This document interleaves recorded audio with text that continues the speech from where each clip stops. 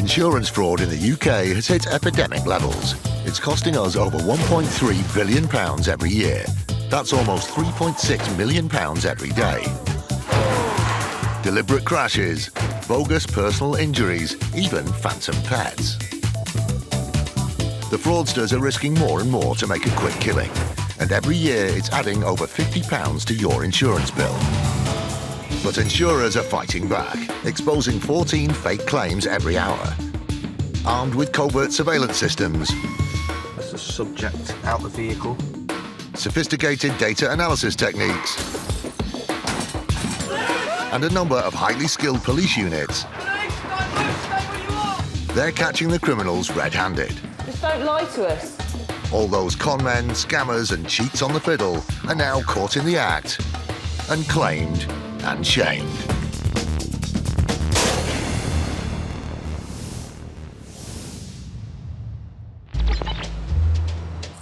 Coming up, IFED come face to face with a fraudster who saw an opportunity to make a quick buck. Our colleagues in there found like a concealed drawer which these items had been disguised in. A bus passenger has a close shave with her mascara brush. At the very least, I would have expected maybe a lipstick mark from the mouth to the ear. And the victims of stolen dogs bite back at insurance scammers. The insurance fraudsters, they damage stolen dogs, they damage missing dogs, just for money. You better not ask me what I think of them.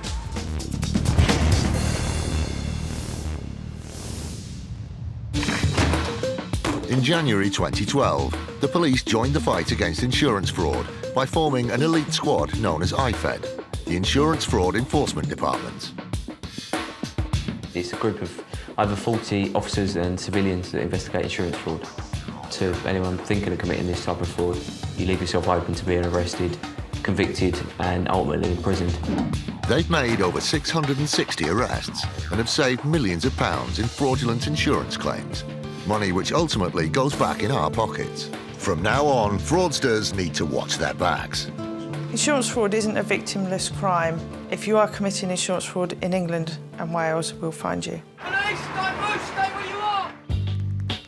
IFED often find that if a criminal thinks they can get away with it, then they'll keep trying, sometimes even with the same claim. Scott Clayton is a claims fraud and investigation manager at Zurich Insurance, and he finds himself dealing with this sort of claim on a regular basis. This type of fraud is really common because people see an insurance policy as an opportunity to make money. So if an incident happens, they can think about exaggerating it or make events up. So it's where you've got an insurance policy that's paying out cash, then it's that cash angle that's attractive to some people. Back in October 2012, Zurich found themselves at the centre of one particular fraudster's money-making schemes. Meet electrician Kevin Turner. Kevin Turner submitted a claim for the theft of tools from his van. He claimed that it was broken into, the tools had been stolen, and he submitted photographs of the damage to the van and also documentation to verify the purchases of them. That was something that we considered in view of the evidence, and we paid him £5,000 for that claim. With £5,000 in his back pocket, Turner thought this was the perfect con. So he did it again, and again, and again, using the same documents each time.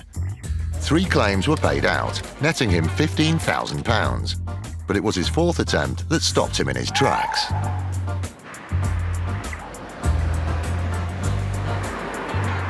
When Turner's case landed on IFED's desk in September 2013, DC Aman Taylor decided it was time for a home visit to search for evidence to bring this criminal down. On the 4th claim, they've queried the insurance claim, and that insurance investigator will go out and make inquiries with the companies that provided the invoices. That tool hire company have been spoken to and have stated that they've never sold any tools to our suspect. What we'll look to do this morning is to go in, arrest our suspect and then search for any items relating to any offence, particularly fraud.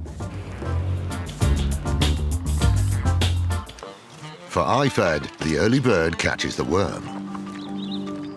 We arrive quite early in the morning, normally because that's the best time to catch people in.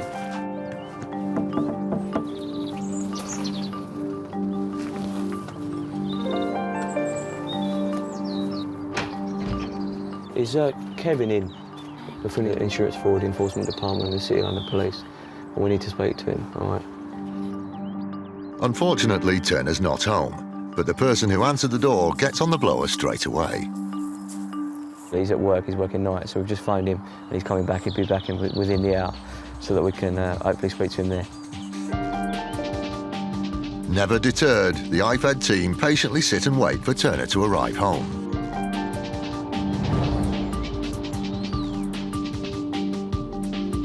It looks like the suspect's returned home, so we'll go speak to him now, arrest him and look at searching.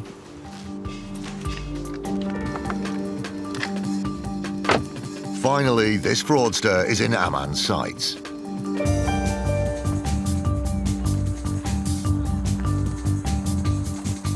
You're under arrest on suspicion of fraud by false representation, OK? You don't have to say anything at man with defence, you don't meet you in question. Something you later line in court, and anything you do so maybe giving evidence, all right? Go on. No, we're going to search his property under Section 32 of the Police and Criminal Evidence Act, all right? A lot of people have a misconception that the police need a warrant to enter every single property for every single reason, but we are afforded powers. We're going to be looking for a laptop or computer. Is going to be the biggest item, and then looking for any other insurance documentation or any documentation relating to tools or tool hire. Still to come. As they hunt for evidence in Basildon, IFED find more than they bargained for. It's something that I've not seen before in 9 years of policing. And further afield in Uganda, a holidaymaker's method of payment catches an insurer's eye. He had paid for all of the treatment in cash, but unfortunately he didn't have any documentary evidence to prove where the cash originated from.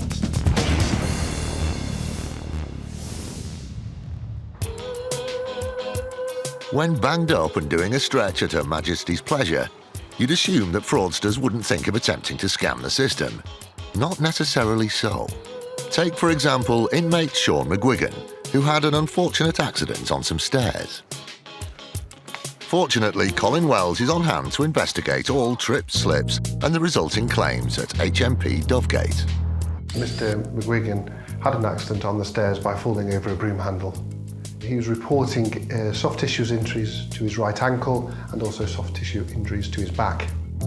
The first thing Colin did was to check out the footage from the prison security cameras. On first viewing the CCTV, I initially just looked at the fall itself. The prison custody officer come along and the actual event of his fall. It was from there that I decided to go a bit further back to see what the incident, to see why the broom was there, really. This CCTV footage was taken at the scene of the accident. Keep your eye on the guy circled. Looks like he's clocked the broom. He actually picked up the broom and put it through the stairs. He waited a minute or so and then did the same again. And he did it a third time. Be careful, mate. Someone might fall over. He walked around, had a look at it. He was happy with the position of the broom handle and went up the stairs. Waited for a prison custody officer to walk along as his witness. Here's McGuigan at the top of the stairs, loitering with intent. Circled to the right is the officer walking towards him. And then he went down the stairs and did his fall over the broom handle and landed on the floor. It was pre-planned. You know, he took the effort to put everything in place from the broom handle. He waited for the custody officer to walk along towards him at the scene because it would act as an excellent witness when it would go to court. Sure enough, it wasn't long before a claim landed on Colin's desk. We dismissed the claim outright. I spoke to Staffordshire Police and started our own prosecution against Mr. McGuigan for submitting a fraudulent claim. In familiar surroundings, even the most cunning fraudster can become a bit forgetful. I think it was the meticulous planning or staging the event that led to his downfall. He had the broom handle, he adjusted it 3 times, and I don't think he was aware of there are cameras around it recording every moment, and it was the 2 camera angles that put it all together. Yeah, I believe that prisoners do forget that the cameras are there. They become a bit blasé. You know, they see them every day and they just forget. McGuigan definitely tripped up here. He was only inside for just over a month, but as he found out, crime doesn't pay. The outcome at court was Mr. McGuigan pleaded guilty to the charge of fraud. He was given a fine in order to pay the costs. However, the award for trying it on goes to... In this case, Mr. McGuigan was a successful actor. He actually conducted the fall quite well. There are Oscars to be given in this case. Take a bow, Mr. McGuigan. Oh, sorry, I mean Fall.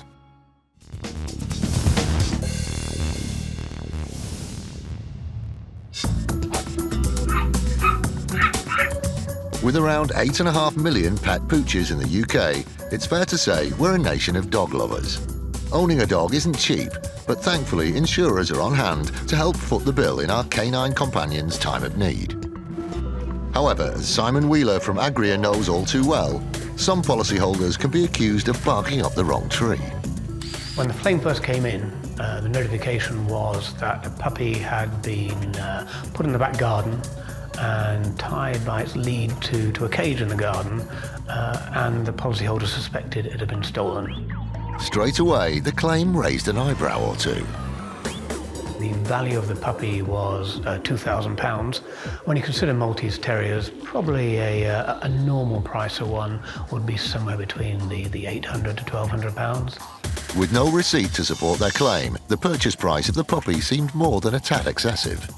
The breeder described the puppy as the perfect puppy. It had exactly the right markings, it was exactly the right colour, and they'd considered keeping it for themselves, but the policyholder had been insistent that they'd fallen in love with the puppy, and so begrudgingly the breeder had let the puppy go, but for a price. Once Agria starts investigating a claim, they're like a dog with a bone.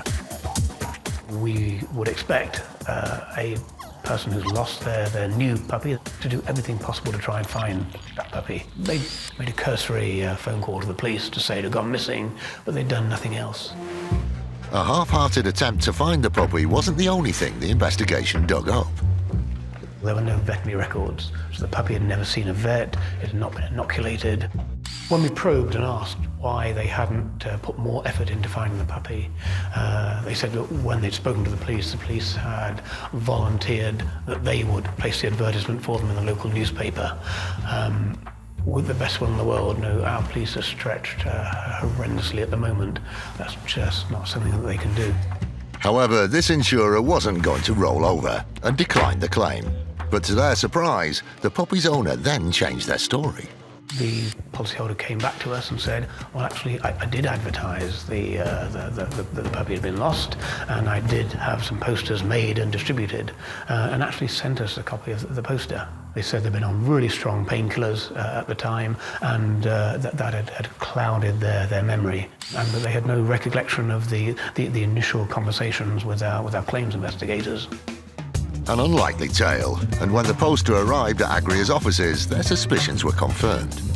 So we looked at the puppy in the poster, and bizarrely, the puppy in the poster was one of the puppies currently for sale for that breeder.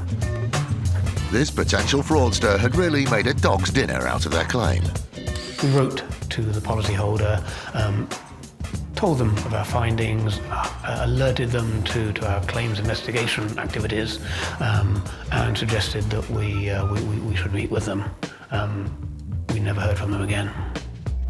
It was the owner's lack of effort to find their pet that alerted Agria to this claim. But someone who genuinely did lose their dog and has stopped at nothing to find her is Sarah Williams from Cornwall, whose beloved spaniel Pup was stolen back in November 2013.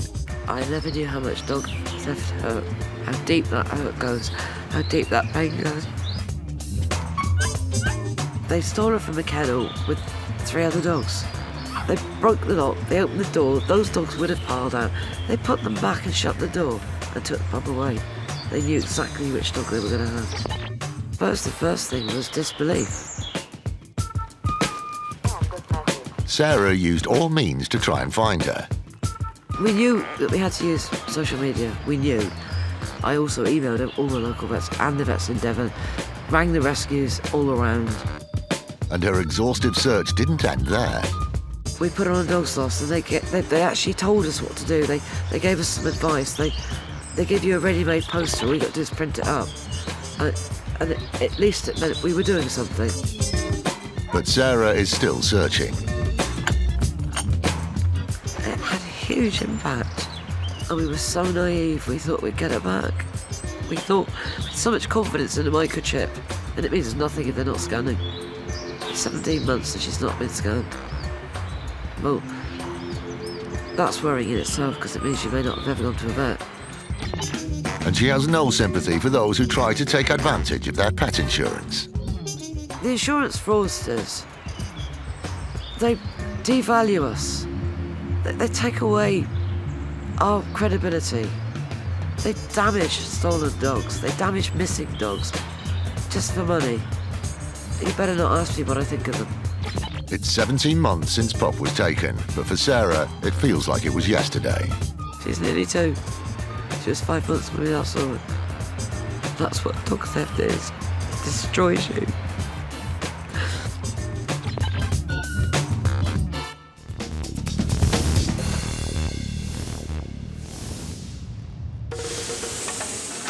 Uganda, a beautiful country to visit with its exquisite scenery, extreme sports, and gorilla trails. One thing you have to be aware of when holidaying on the African continent are tropical diseases like malaria.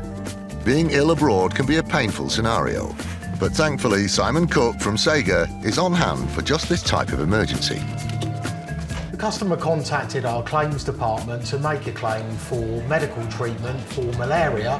There are some parts of the world where you're more prone to catching malaria, and Uganda certainly is one of those countries. The customer was claiming nearly £4,000 for the cost of medical treatment due to the illness. The costs were particularly high. Due to the international nature of our business, we're very well versed in knowing what medical costs should be in the various countries. Despite the cost, at first glance it seemed the claim was legit, but then Sega's suspicions were aroused. The customer told us that he had paid for all of the treatment in cash, but unfortunately he didn't have any documentary evidence to prove where the cash originated from. If there isn't an auditable trace of the cash, you do have to question whether it was cash used to pay for the medical treatment. Good afternoon, Sega Special Investigations, how can I help you? Unhappy with the claimant's version of events, Sega got their Special Investigations Unit on the case and asked for more evidence to support the claim. We initially reviewed the documentation that was provided to us, and we noted there was a lot of handwritten bills, which we were slightly suspicious about. It wasn't just the bills that added to their list of concerns. It is possible that the customer could have been charged similar to what he had claimed if he was treated at one of the well-known hospitals in Uganda. However, we had never actually heard of this hospital before. Still suspicious, Sega weren't about to get the checkbook out just yet, so they instructed an investigator in Uganda to visit the hospital and delve a bit further. The doctor told our investigator that he was a personal friend of our customer. But then he put his size 9s in it. The doctor was very open and honest with us, and he said that he did treat his friend, our customer. However, he didn't charge him for the treatment. It didn't end there. The doctor then landed the claimant in it again. It was rather strange because the doctor actually told us that some of the documents that his friend had provided to us were in fact false. Ouch. With friends like that, who needs enemies? Back in the UK, armed with the doctor's statement, Sega's next port of call was the potential fraudster. When we challenged the customer with the evidence that we obtained, he said that he didn't even know the doctor, but we did some social media searches and we proved otherwise.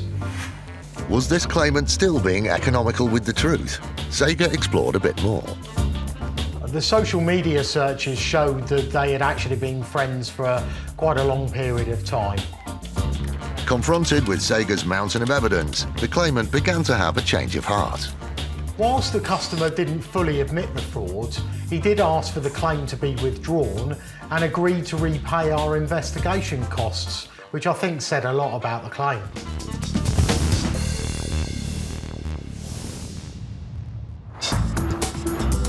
When it comes to getting around town, we use all modes of transport, from buses to trains and cars. The adventurous ones of us might even use a push bike. But with a whopping 4.7 billion bus journeys every year, the occasional accident is inevitable. At First Group, these cases tend to fall in the lap of Lee Ingram. On the 26th of June 2013, near Wakefield, one of our buses has managed to clip some railings as it's approaching a roundabout. It's caused some minimal damage to the railings and a negligible amount of damage to the bus itself. Here's the bus at the time of the accident. The bus just brushes past the railings. No real impact there. It's more a case of blink and you'll miss it. However, to First Group's surprise, one passenger thought the crash was a lot more serious. Despite the rather minor nature of the collision itself and there being only a couple of people on the bus, we did still receive a personal injury claim from one of the passengers that alleged she'd been jolted in her seat during the collision. Well, here she is. But hang on a minute. Collision?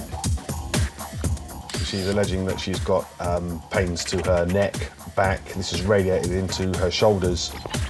Apparently this woman was so traumatised that she had a case of hodophobia.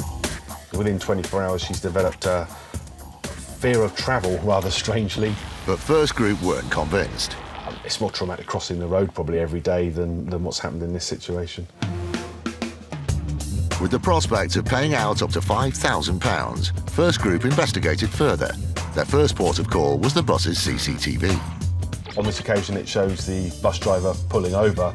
As he's approached this roundabout, he leaves his cab, realising that he's clipped the railings. There is a claimant at the back of the bus, and she's casually applying her makeup using a hand mirror. Now, just in case we missed something earlier, let's have a closer look. This is the time of the accident, and you can see our claimant at the back of the bus. Here we go. Nope, no serious collision. And not even a flinch from the claimant. I would have expected to see a lot more movement from the jolt that she's alleging than the fear of travel. That doesn't put the fear into me. Her makeup's looking good, though. You can see that she knows something's happened. She's just obviously sat there and thought, I can work with this, I can try and make some money out of it. The makeup is casually being applied throughout the whole incident. At the very least, I would have expected maybe a lipstick mark from the mouth to the ear. Alternatively, at the worst scenario, a trip to A&E to remove a mascara brush from her eye or something like that. First Group had no doubt that the claimant's story was more than a little far-fetched. I would say that this was an opportunistic claim. There's a definite situation. We know the bus has hit the railings. It's one of those cases where someone's just thought, I can make some money here. So inevitably the claim follows, but the allegations that are made just don't fit the level of impact. So yeah, it's a pretty poor attempt on her part. Her makeup might have been intact, but the claimant ended up red-faced. We repudiated it in full. Subsequently, the claimant's solicitors wrote to us and said the claim was being withdrawn, so we knew it had gone away. It's not really a shock, is it? I mean, when you look at the footage, it couldn't really have happened the way that she said it had. I would like to probably apologise on behalf of this girl to all those people that had genuine claims in at the time. Maybe they were slightly delayed due to this time waster, really.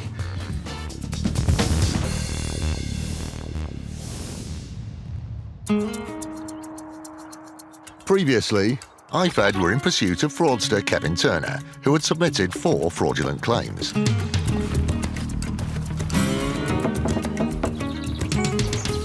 Is Kevin in the Insurance Fraud Enforcement Department in the City London Police? We need to speak to him, all right. IFED's patience pays off as a few hours later their man Turner returns home. You're under arrest on suspicion of fraud by false representation, OK?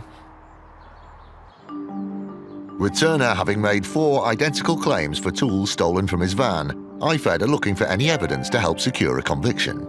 He said he didn't have any of the insurance documentation when we initially asked him. Our colleagues in there found like a concealed drawer, which these items had been disguised in. As you can see from the docs there, it's got a number of power tools and items. There, a receipt from the tool company which he's been supplying the invoices to the insurance company as proof. So that's more good evidence of exactly what's been going on. Some more receipts there, one for £900 for a angle grinder, and just some paperwork and his mobile phone. The reason we seized his mobile phone is because we believe that any photographs that have been taken of tools are more than likely going to have been taken on the mobile phone. So what we do is we take that back to the police station, we'll download all the data from it, and then from that we can pick the bones out of it and see what information we want from the data from the phone. Aman was confident that he'd found what he was looking for. When out of the blue, the search of Turner's home unearthed new evidence that this criminal was up to no good. We normally do like a cursory search and walk around the house to make sure there's no other people, pets, dogs, animals, anything that could cause us any harm. We went out to the back garden and there was a whirring coming from this outbuilding out the back. There's a door that we couldn't get into. So we had to go back to Mr. Turner and say, look, what is in there? At first he said he knew nothing of it and it belonged to someone else. And then he changed his mind, showed us down to the outbuilding, and hidden behind a hidden panel, was an electric key code.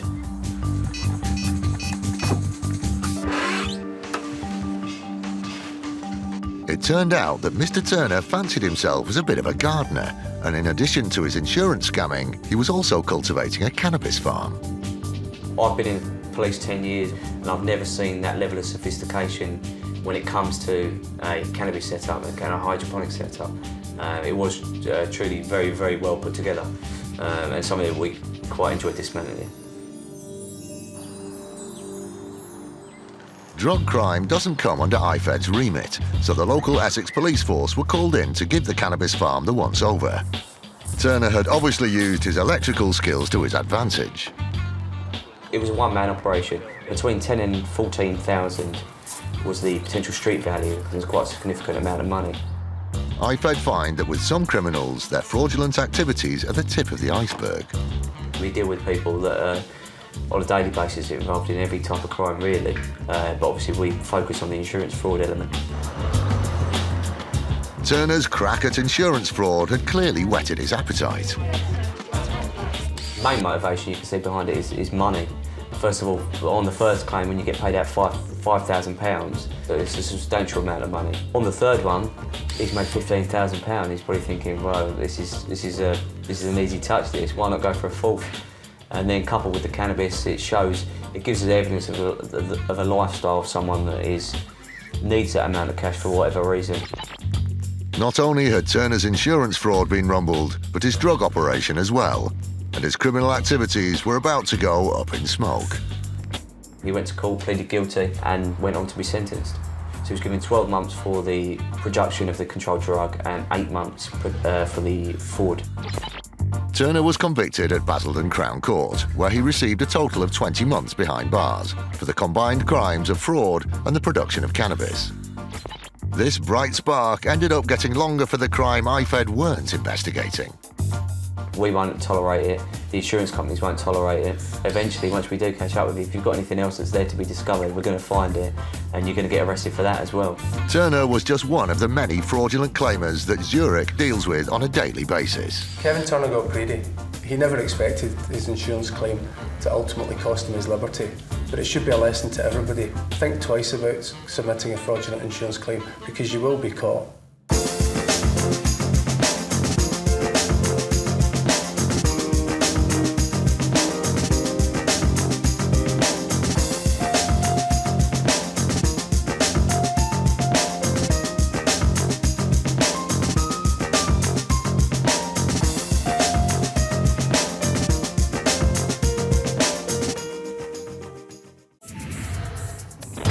Insurance fraud in the UK has hit epidemic levels. It's costing us over £1.3 billion every year. That's almost £3.6 million every day. Deliberate crashes, bogus personal injuries, even phantom pets. The fraudsters are risking more and more to make a quick killing, and every year it's adding over £50 to your insurance bill. But insurers are fighting back, exposing 14 fake claims every hour. Armed with covert surveillance systems, That's the subject out the vehicle. sophisticated data analysis techniques, and a number of highly skilled police units, Police, don't move, stay where you are! they're catching the criminals red-handed. Just don't lie to us.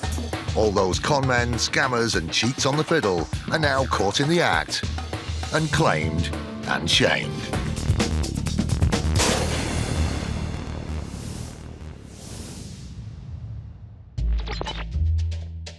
Today, a man who was supposedly seriously injured in Bradford Liddell stages a suspiciously rapid recovery.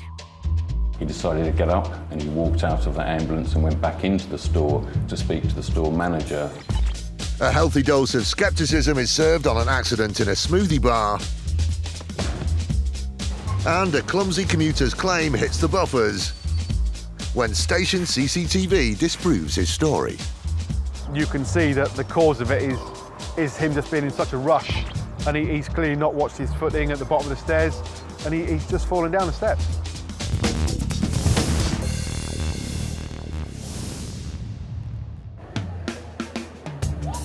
Supermarket shopping isn't generally regarded as a hazardous activity. At worst, you might forget the milk or find they've run out of your favourite cereal. But a shopper from Bradford recently suffered a serious injury at his local branch of Lidl. Good afternoon, AIG. David Halstead speaking. David Halstead is from Lidl's insurers, AIG. Mr. Iqbal stated that he had slipped on a wet bakery bag that was on the floor in his local Lidl store. He sustained injuries to his lower back and to parts of his leg. His claim would have been worth some in the region of about £10,000 to £12,000. Concerned staff rushed to help, but almost immediately his behaviour seemed at odds with the claim that he'd been badly injured. Mr. Iqbal had actually insisted on an ambulance being called to convey him to hospital. However, once he'd gone into that ambulance and he was sat outside the store, he decided to get up and he walked out of that ambulance and went back into the store to speak to the store manager to ensure that they had accurately recorded the injuries that he had sustained in that fall. Hang on a minute. He miraculously got out of the ambulance without assistance and went back inside. Was he off his trolley? It wasn't long before Mr. Iqbal contacted the supermarket with a claim for compensation. But the insurers were one step ahead and had viewed the CCTV footage from the day of the accident. It became obvious that Mr. Iqbal had observed this bag on the floor. He was positioning his shopping trolley to one side of the bakery bag to stop anyone else interfering with it, and then slowly he walks up to that bag, and you can see once he's checked to see if anyone is watching him, he then actually falls quite dramatically onto the floor. Mr. Iqbal hadn't counted on the CCTV cameras showing what had really happened when he slipped on the bakery bag. Given the evidence that we had, which was overwhelmingly demonstrative that it was a fraudulent claim, really we had little option other than to refer the matter to IFED. Also known as the City of London Police's Insurance Fraud Enforcement Department, IFED specialise in combating insurance fraud. Made up of an elite group of officers, including DC Mike Monkton, they were immediately suspicious that Iqbal might have had previous. Asking for it to be put in the accident book sort of suggests there's a bit of pre-planning and knowledge of how the insurance industry works. Most people wouldn't know that companies have accident books and things need to be recorded. Sure enough, the IFED investigation revealed that this supermarket scammer was an unsavoury character. When IFED started looking into Iqbal, they discovered that he'd put a previous claim in May that year. He'd claimed that he was injured when visiting a gym. He said he was using a punch bag. Apparently it came back and hit him in the face. And then he hit the gym's insurers with a claim for personal injury. It was all starting to sound familiar. Both cases were sort of grouped together, so the Lidl case and the gym case. That was referred to the Crown Prosecution Service. He was charged with 2 counts of fraud by false representation. He was sentenced in total to 10 months imprisonment, which was suspended for a period of 2 years. He was also ordered to complete 280 hours community service. Mr. Iqbal not only trying to defraud Lidl out of the money to benefit himself, there's naturally a cost to the emergency services when they called the ambulance out to take him to the hospital, and again for the police when they were called in to investigate this crime. The fact that Iqbal was prepared to waste the precious resources of the police and ambulance service, who could have been helping people genuinely in need, was reflected in the judgment against him. He was also ordered to pay nearly £10,000 in costs. That was divided between the 2 insurance companies and also an amount to the National Health Service. I mean, in my opinion, Iqbal, he knew what he was doing. He knew that it was wrong to make these claims, but he still tried to basically con the insurance industry out of money that he wasn't entitled to. If Mr. Iqbal had used his loaf, he'd have realised that he would never have gotten away with the bakery bag scam. Mr. Iqbal slipped up when he got back on his feet too quickly. But across the pond, this con artist managed to squeeze every last drop from his smoothie bar fall. On the face of it, Danny Johnson suffered a horrific accident when he visited Just a Minute. Seen here entering the premises, he walks to the counter, then innocently peruses the menu of fruity treats, completely unaware of the lurking danger. Before he can place an order, disaster strikes. Man down. Not exactly a small chap, Johnson takes a heavy fall. Despite the other customer's heartless lack of concern, he later claimed that he had possibly fractured his wrist.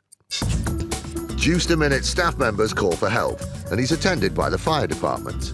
A good 20 minutes after the fall, he's eventually stretchered to a local hospital.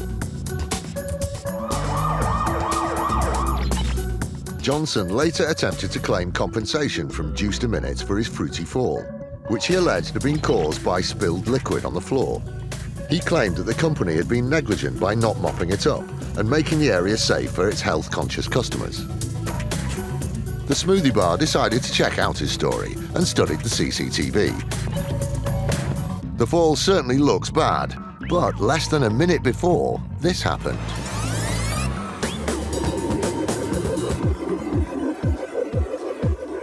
Let's see that again.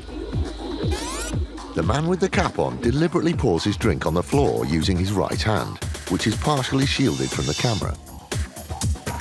The position of the spilled liquid was in the exact location of the fall. He then leaves the premises, and seconds later, Johnson enters. Looks at the location of the spill, walks around, doesn't purchase anything, returns to the spill, and then executes the fall. The footage had effectively grassed up Johnson and his accomplice, David Williams. The company crushed the claim and passed their evidence to the authorities. Justice was served. Williams received 12 months probation, community service, and a large fine, while Johnson is still at large. They'd been bananas to think they could get away with extracting money from the smoothie bar and callously wasting the fire department's precious time.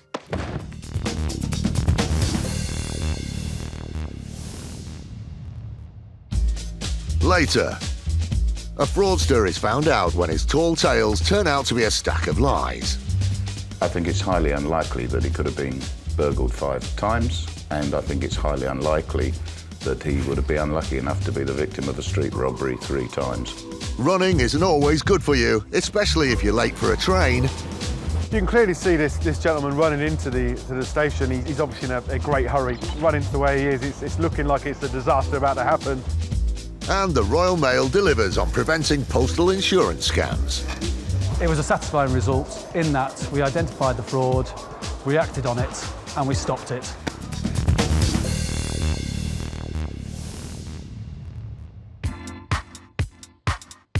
Many fraudsters slip up because they don't realise that insurance companies share information about fraud. Insurers also have long memories, as this next story demonstrates. John Beadle, RSA's counter-fraud manager, was involved from the beginning. This case is a very good example that justice can sometimes take a very long time. So this was way back in August 2008.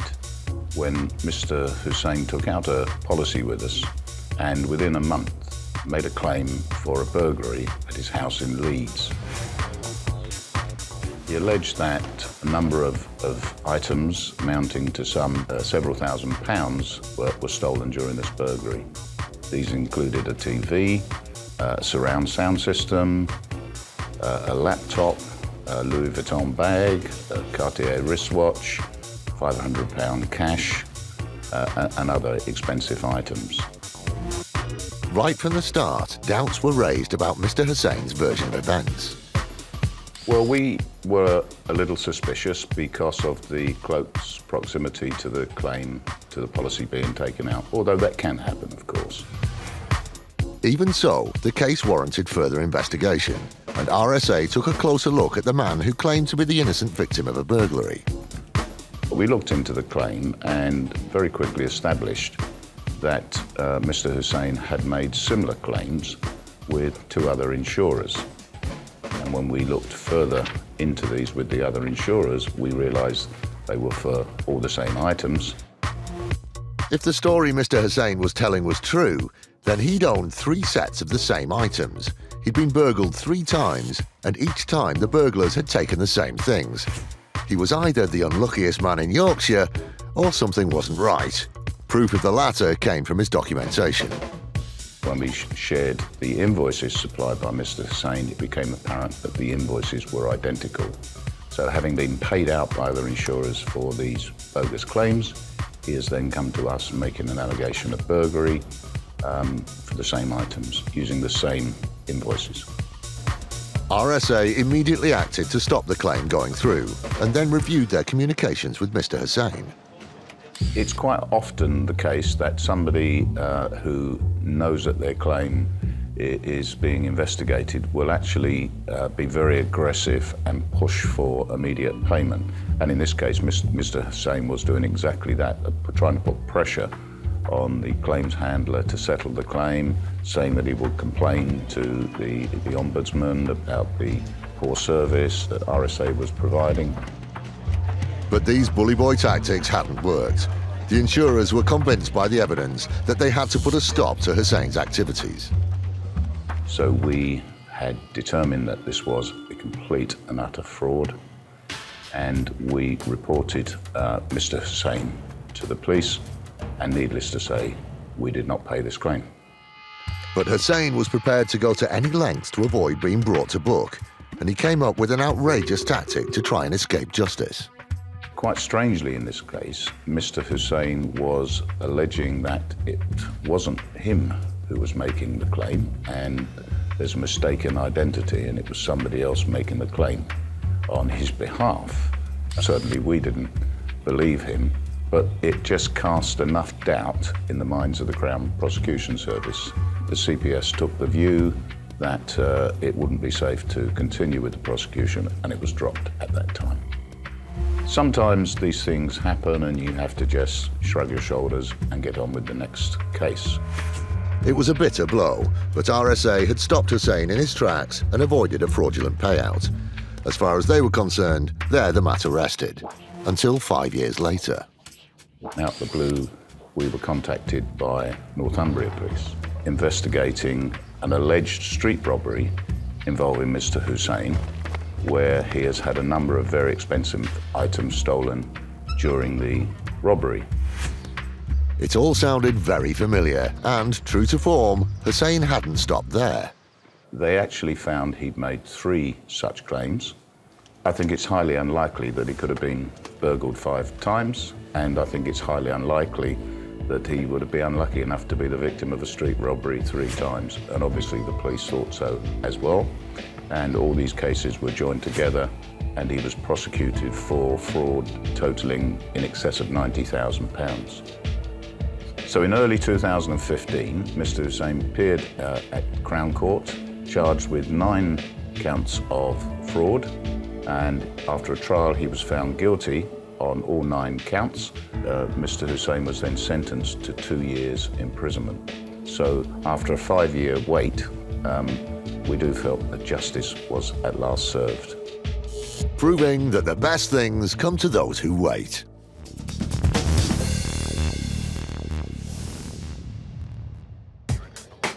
Online shopping has made it that much easier to indulge your inner Imelda Marcos. Shoes are big business. Quick and efficient delivery services go hand in hand with successful footwear sales. And when things go wrong, insurance is there to step in and foot the bill, but only if the claim is genuine. Martin Hancock is a Royal Mail investigation manager, and he looked into a case of shoe returns going walkies. Royal Mail was receiving a number of compensation claims for missing parcels going to a company in Cheshire. Customers have been sending back shoes they'd bought that didn't fit and requesting refunds. But the company claimed that the parcels were going missing in the post and told their customers to claim a refund from the Royal Mail. Over a 15-month period, we received over 200 complaints for compensation for missing parcels. Each claim varied between £10 to £50 for the shoes. In total, all the claims coming into Royal Mail totalled around £7,500. That's a big amount for Royal Mail, especially on the volume of complaints, and was disproportionate to other companies in the area. It was a huge amount of money, and Royal Mail kicked off an investigation. One of the first steps was to analyse the claims. Sure enough, a pattern emerged. It only affected first and second class parcels and not other parcels that were traceable. The company were receiving signed for and special delivery items. All these parcels were being delivered without any going missing. The fact none of the traceable items were going missing was suspicious. But there was a possible explanation. We suspected the company, on the majority of parcels going to their premises for first and second class, they were denying receipt of them, actively encouraging them to claim compensation from Royal Mail.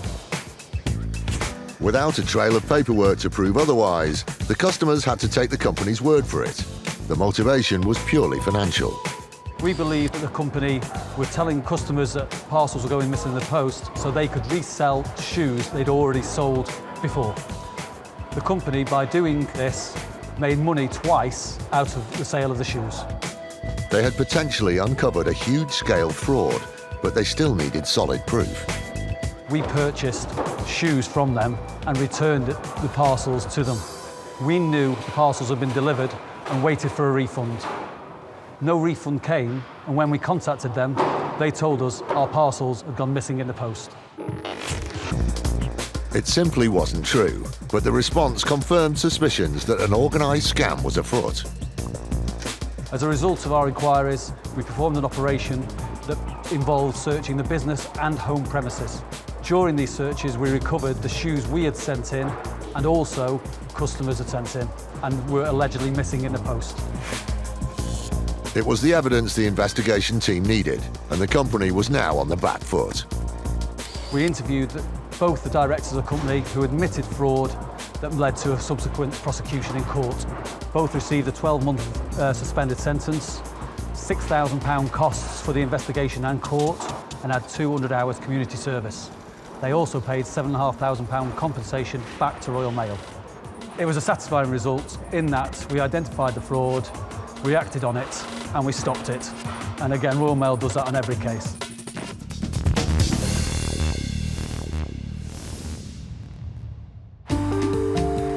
The UK's roads are regularly patrolled by organised criminal gangs on the hunt for ordinary motorists like you and me.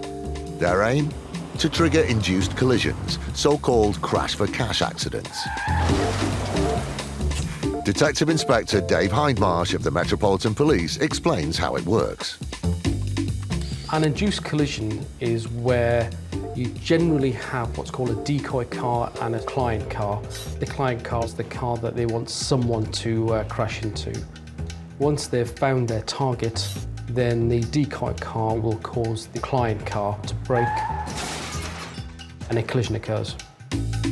These gangs don't care who gets hurt or how badly. They just want to get their hands on the insurance money. A staggering £392 million is fraudulently lost to crash-for-cash gangs every year. The police have had enough, and they're determined to get these criminals off our roads. DI Hindmarsh recently broke one of the capital's biggest crash-for-cash fraud rings. This particular case was brought to us by a uniformed officer in the south of London who had come across a collision, become very suspicious about the collision. There was some discrepancy around the ownership of the vehicle and insurance, which had led to an individual being arrested. He later found a crib sheet with effectively how to commit an induced collision. Further investigation into the suspect, named Malik Ahmad, led the police officer to a claims management company called Star Accident Claims. He identified that the person he'd arrested was in fact the son of the owner, and the son in fact worked at the claims management company.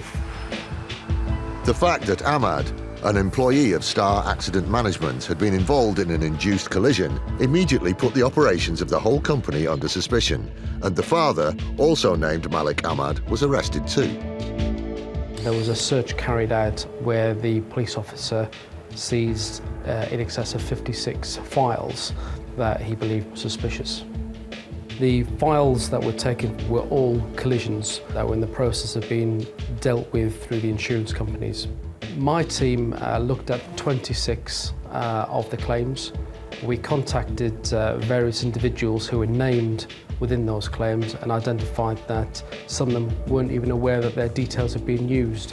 It proved to us that this company had been forging signatures, forging people's details, so saying that people were witnesses to a particular collision when they weren't, or that they had been in a collision as a passenger when they had not been. Accident management companies fraudulently exaggerating claims for a bigger payout is sadly nothing new. But the truly sinister aspect of this case was that the company was inducing its own accidents, putting other road users at risk of injury or even death. Their motive was pure greed. We only looked at 26 files. Now the value to the loss of the insurance companies was around about £290,000. The criminals were pocketing a staggering amount of money and endangering others. They had to be shut down. We took the case to the Crown Prosecution Service, who gave us the authority to charge 4 individuals. Justice was then served on the 4-man gang who tried to claim £290,000. The father and son received 3.5 years imprisonment. Another individual, Jamal Akbar, received 2 years imprisonment. And finally, Mashoud Ahmed received a suspended 2-year prison sentence. Thanks to the efforts of DI Dave Hindmarsh and his team in pursuing the mob of ruthless crooks, there's one less crash for cash ring on the UK's roads.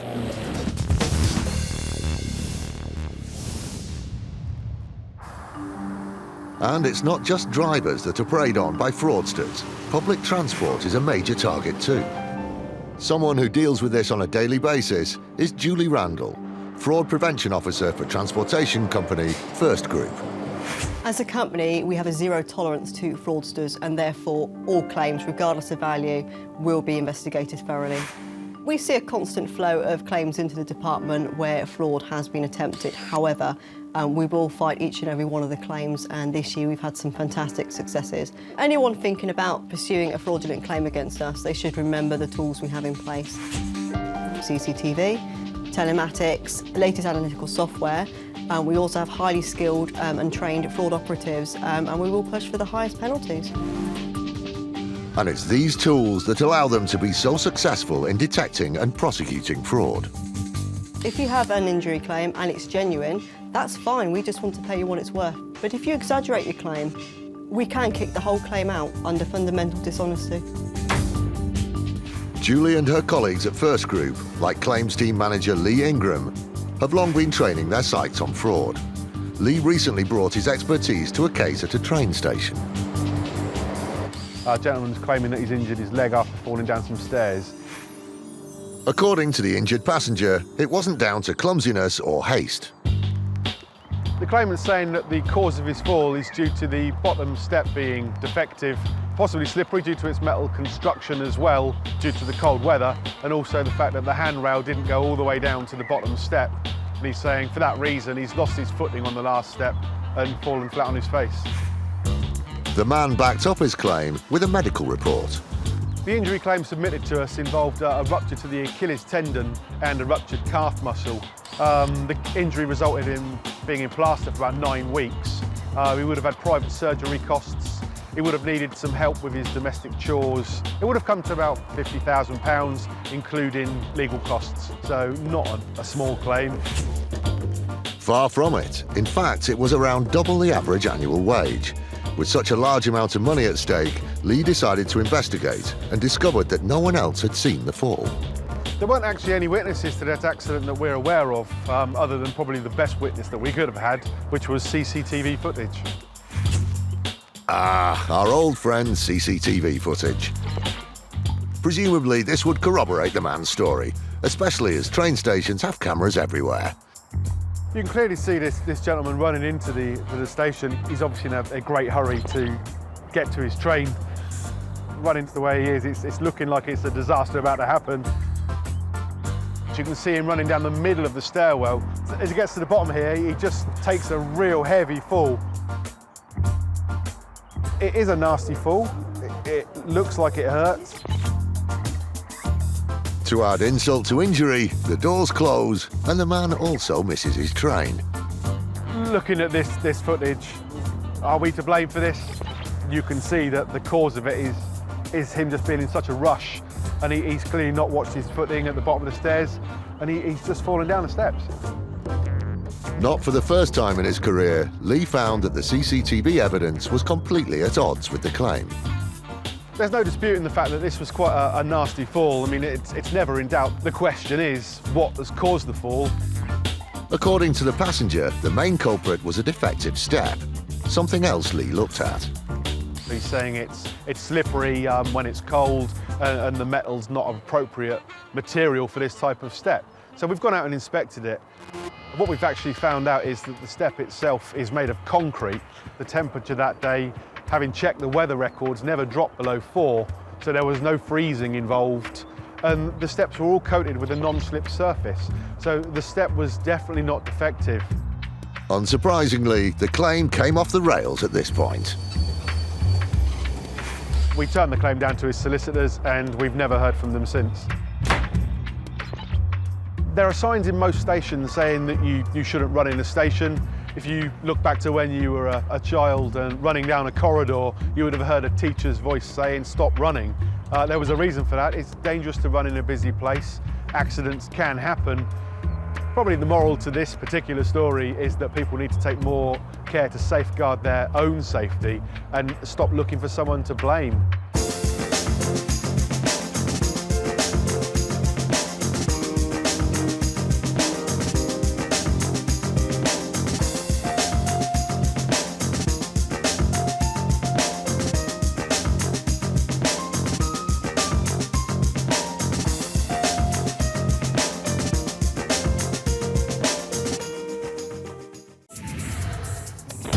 Insurance fraud in the UK has hit epidemic levels.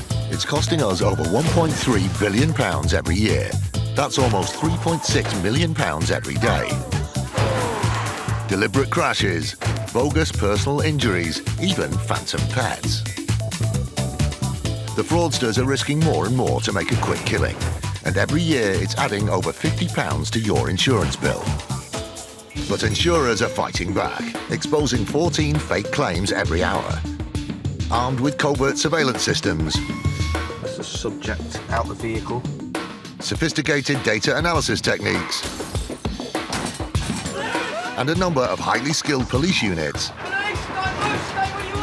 they're catching the criminals red-handed. Just don't lie to us. All those conmen, scammers and cheats on the fiddle are now caught in the act and claimed and shamed.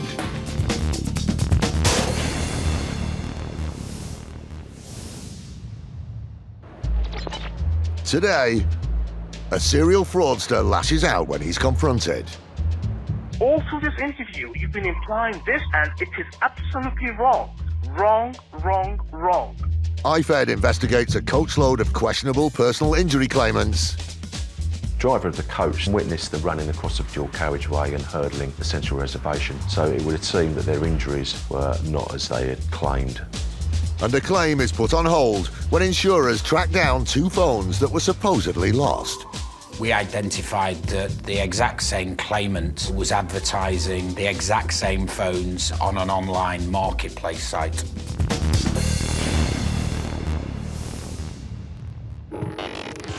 Insurers are fighting fraudsters on every front.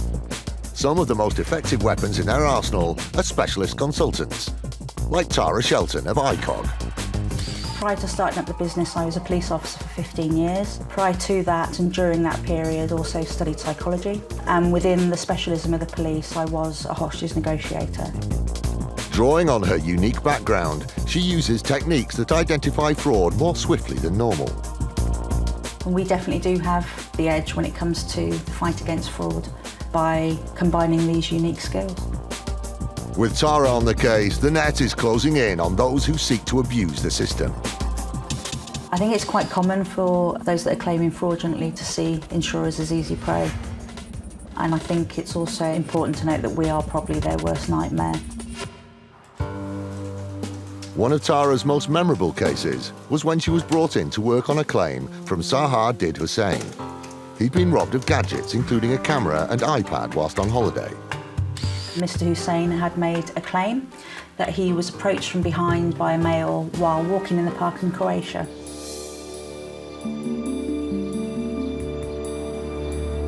That the male had robbed him of all of his goods and then run off.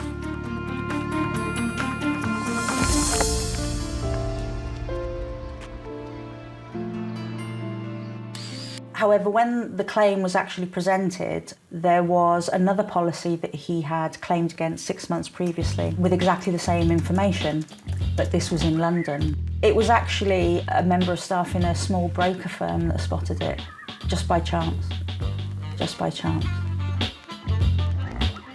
What gave the game away was that the insurers concerned were both underwritten by the same company, and that allowed the claims to be linked. In Mr. Hussain's mind, he was making two separate claims through two different insurance companies, when in fact the common thread was it was underwritten by the same company. And the method of both of his claims were exactly the same, that he was approached from a male from behind who had robbed him of all of his goods. The items he was claiming for were exactly the same. The chance of that happening 6 months apart in two different countries is exceptionally slim.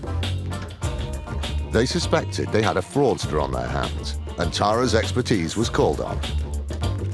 The intelligence profiling highlighted a transient individual who moved from place to place as a tenant, who was being pursued by debt collectors, who was taking out a large number of insurance quotations which didn't suit his lifestyle, and who gave information to the insurers such as an occupation type that we couldn't substantiate.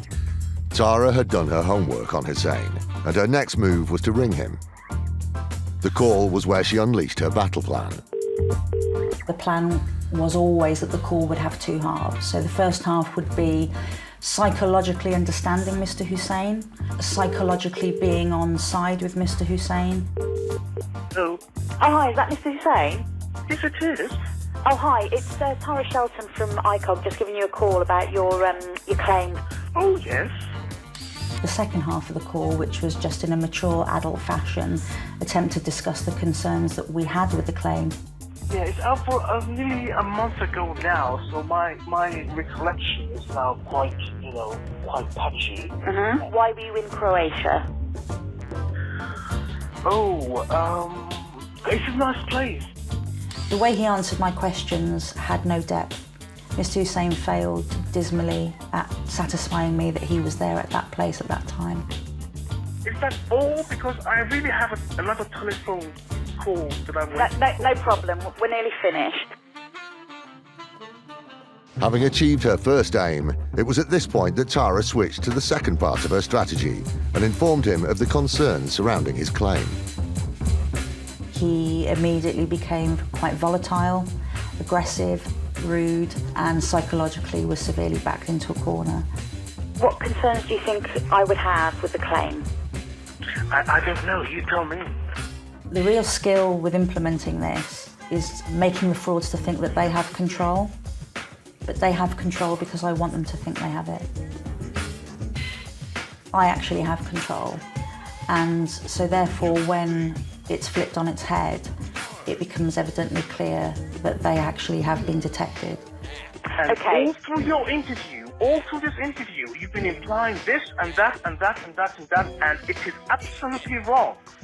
Wrong. Mr. Hussain, I paid. No. Let me finish. No. I don't like your tone of voice. This is a very insulting telephone call, and all your details are factually incorrect. He did make several comments, one was which I have no fear, because he actually was in such denial at his addiction of claiming fraudulently that he believed his own lies. I have no fear. I have no fear. No, I have no fear. Why should I have any fear? Okay, I am very concerned because both of these claims that you've made have happened in exactly the same way you've described. Well, not exactly, no. Not exactly the same way. The aggressive, sabotaging behaviour might have worked on others, but not Tara. She kept up the pressure and eventually Hussein broke. The incident on the 8th of May in London didn't happen. That was a fraudulent claim. And then the one in Croatia on the 7th of November was also a fraudulent claim. Yes, but I'm really, really in debt and I just couldn't see any way out. Yeah, it has all been for everyone. How many in total would you say there've been? I think like 7 or 8. But even that was a lie. Eventually, he admitted to 22 frauds with different insurers. He travelled Europe with his con. From Croatia to Romania to Madrid.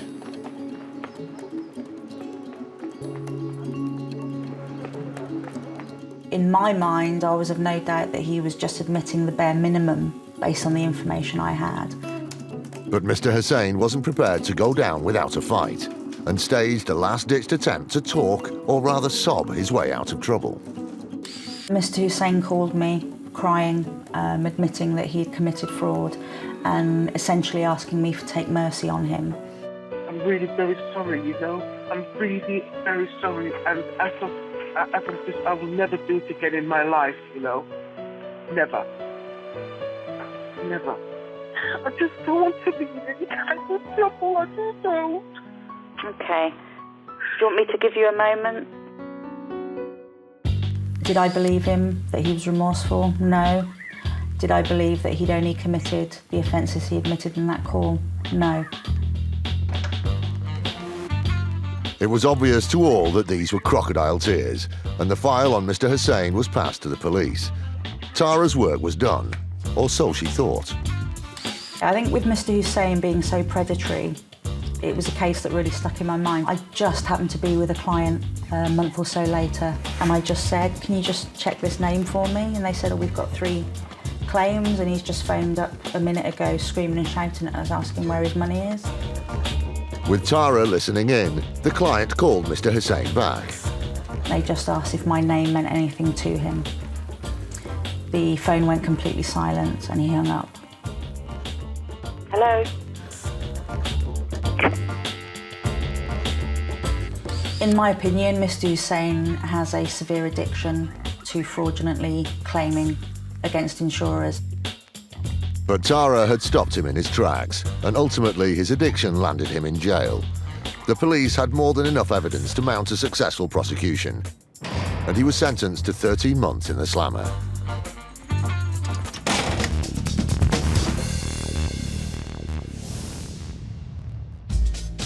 Still to come, a personal injury claim falls over when the claimants fail to get their story straight. All 3 individuals were telling us different things. One of them had said that they were in a van at the time of the collision where it was clearly a car that was being claimed for. And a caller uses bully boy tactics to try and force through a claim. I'm not even joking, I've got like 2 mortgages to pay and 2 businesses around the corner. This is absolutely the worst service possible.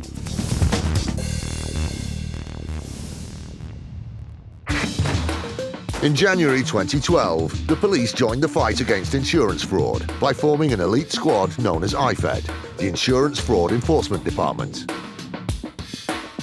IFED deal with a wide variety of insurance fraud offences, from serious crash for cash to household fraudulent claims. We are responsible for bringing insurance fraudsters to justice. They've made over 660 arrests and have saved millions of pounds in fraudulent insurance claims, money which ultimately goes back in our pockets. From now on, fraudsters need to watch their backs. Insurance fraud isn't easy money, it has risks and consequences. You can get a criminal conviction and you can go to jail. Police, don't move, stay where you are! One of the most common insurance frauds in the UK involves faked whiplash injuries sustained in road traffic collisions. Insurers and the police are now working together to put the brakes on these types of claims. IFED's Detective Sergeant Mark Forster investigated one such case featuring a huge number of suspects. The claim involved a coach crash and 35 claimants from that coach, all who were claiming personal injury. I believe the insurance company had a reserve on all of the claims together at around £150,000. According to the claimants, they were travelling by coach to a dog track when they were rear-ended by a car, causing them serious whiplash-type injuries. The car driver accepted responsibility and the claims were made against his insurers. They contacted the coach driver to get his side of the story, and almost immediately, alarm bells started to ring. What concerned the driver was the fact that he didn't feel an impact and that he was alerted by a passenger sitting on the back seat. He was confused as how they knew there had been an impact when there was an advertisement on the back window and you couldn't physically see out of the back of the coach. It was almost as if they were expecting it and knew it was going to happen. It seemed strange that 35 people could have been badly injured from an impact that he hadn't even felt. And further doubts were raised by the behaviour of the claimants immediately after the alleged collision. All of the males decided that they wanted to go back to the pub and didn't want to continue to the trip that they had arranged at the local dog track. The driver of the coach witnessed them all running across a busy dual carriageway and hurdling the central reservation to run back into that pub. So it would have seemed that their injuries were not as they had claimed at the time. The insurers strongly suspected that a large-scale fraud was being attempted, so they declined the claim and referred the case to IFED. An investigation was launched into the suspected ringleaders. We looked at Ben Carberry. We knew he was responsible for booking the dog track and also booking the coach on the 9. We looked at Liam Gray and we looked at Kevin Hamilton, the driver of the other vehicle. We could see there was a definite link between all three males. They were ringing one another, texting one another 1 or 2 hours before the collision and afterwards that evening. IFED was convinced that they were dealing with fraud on an almost industrial scale. Mark and his colleagues moved in to arrest Carberry and Gray, starting at the property of a relative of Gray, which they believed was his home address. Please. Down. It's Liam, yeah? Liam? No. It seemed that they'd drawn a blank, but IFED officers aren't easily discouraged. Well, at the end of the day, we need to speak to him. We'll catch up with him sooner or later. Basically, we've gone into the address. All our checks showed that he was still living there. She's saying he's not there, he doesn't live there. Where are they? Still to come, Mark's persistence pays off when he eventually finds one of the suspects holed up in a toilet. Is he often hiding your ensuite, is he? It must be a bit scary for you when you come in at night.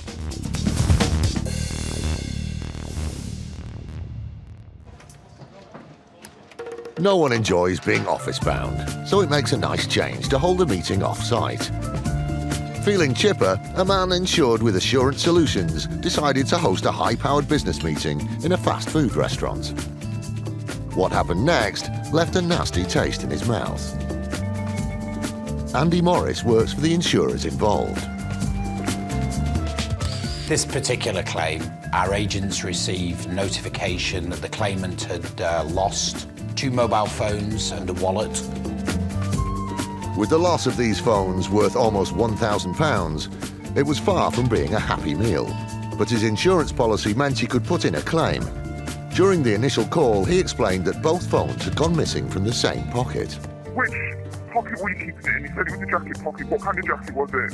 Suit jacket. And it was in your inside pocket? Yes, simply, I'm just trying to sort of figure out if you had it in your inside jacket pocket. Obviously, they're quite large and also it would be quite... Yeah, the only thing that keep very important things. Our agents are trained to treat customers fairly, so despite our concerns and our fraud triggers questioning the size of the claimant's pocket, we process the claim. But if he thought he could pocket an easy payout, he was wrong. Following standard procedure, his previous insurance history was analysed. In this case, the claimant had had 2 very recent successful claims for high-end smartphones. That was one of the key triggers in this case. It seemed that the businessman had something of an appetite for insurance claims. Meanwhile, he was trying to pressurise the company into a quick payout.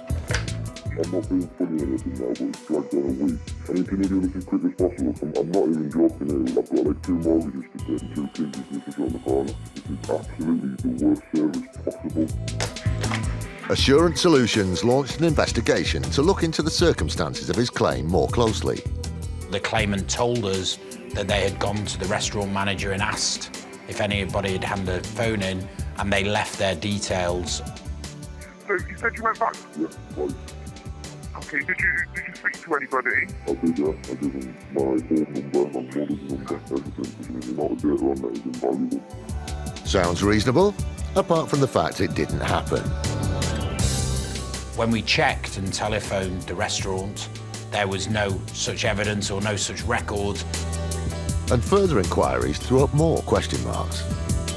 During this time, we identified that the exact same claimant was advertising the exact same phones on an online marketplace site. This wasn't a case of crossed lines. These were, beyond doubt, the 2 phones in question. We identify each of the phones through a unique identification number, and we were able to prove that the 2 phones that were being sold and advertised on the marketplace were the very 2 phones that the claimant was claiming for that had disappeared from his pocket. The insurers simply weren't prepared to swallow the story that the phones had been lost. So we contacted the customer when we identified that he was attempting to sell the phones that he was claiming for. Quite clearly, it's a serious indication of fraud at this time, and the claimant claimed that he was selling the phones on behalf of his brother and immediately withdrew the claim. Yeah, I'm cancelling the full insurance. Not a problem, that's fine. I will get those cancelled today then. There'll be no further action taken. Thanks, bye. In the face of the evidence against him, the businessman realised that he had bitten off more than he could chew. Whilst it's amusing that somebody is concocting a story that goes beyond the realms of belief and possibility, actually this costs the industry £2 billion a year. And people making fraudulent claims around smartphones and devices is nearly £1 billion.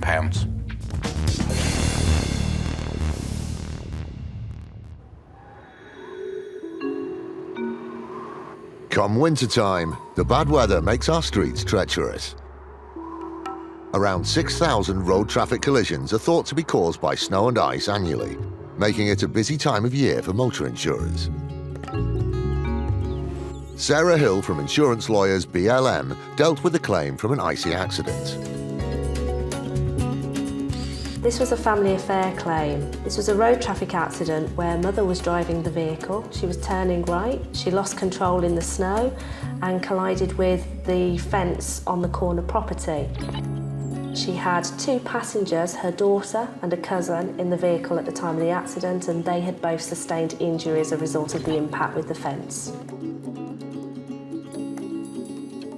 Initially, given the weather conditions, the circumstance of the accident looked very plausible indeed.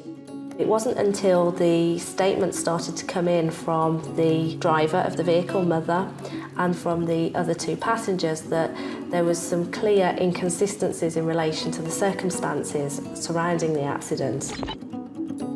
Anyone who's been in an accident knows how serious it is, so you'd expect all 3 accounts to be the same. But in this case, they couldn't even agree on the basics. In particular, one of the passengers had said that the vehicle had hit a wall, whereas the driver was saying the vehicle had hit a fence. This inconsistency made a big impact on the insurers, and they decided to put the claim on ice while an investigator was appointed to take detailed statements.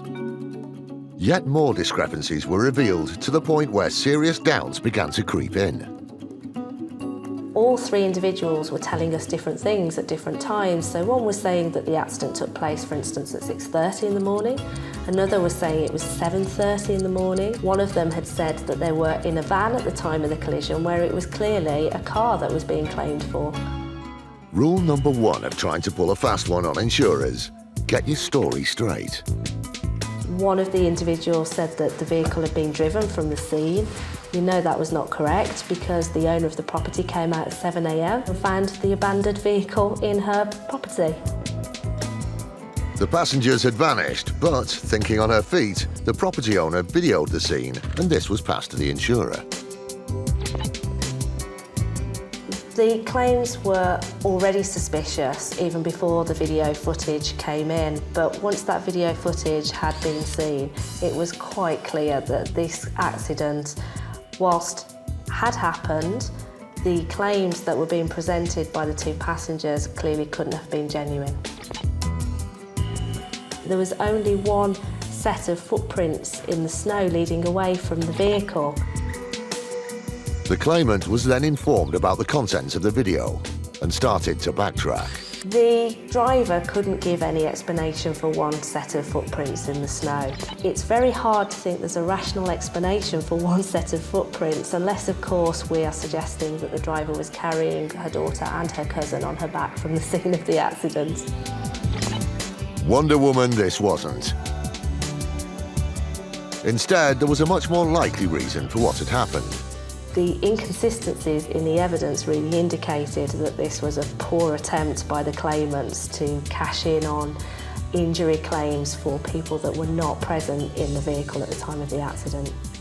In this particular case, when presented with the evidence, the individuals decided, quite rightly, not to progress their claims. The chances of a payout had totally melted away. And anyone thinking they can just walk away from this type of claim is risking more than just a frosty reception from insurers. There is still a potential for those individuals to be criminally prosecuted for just bringing the claims in the first place because they were fabricated claims.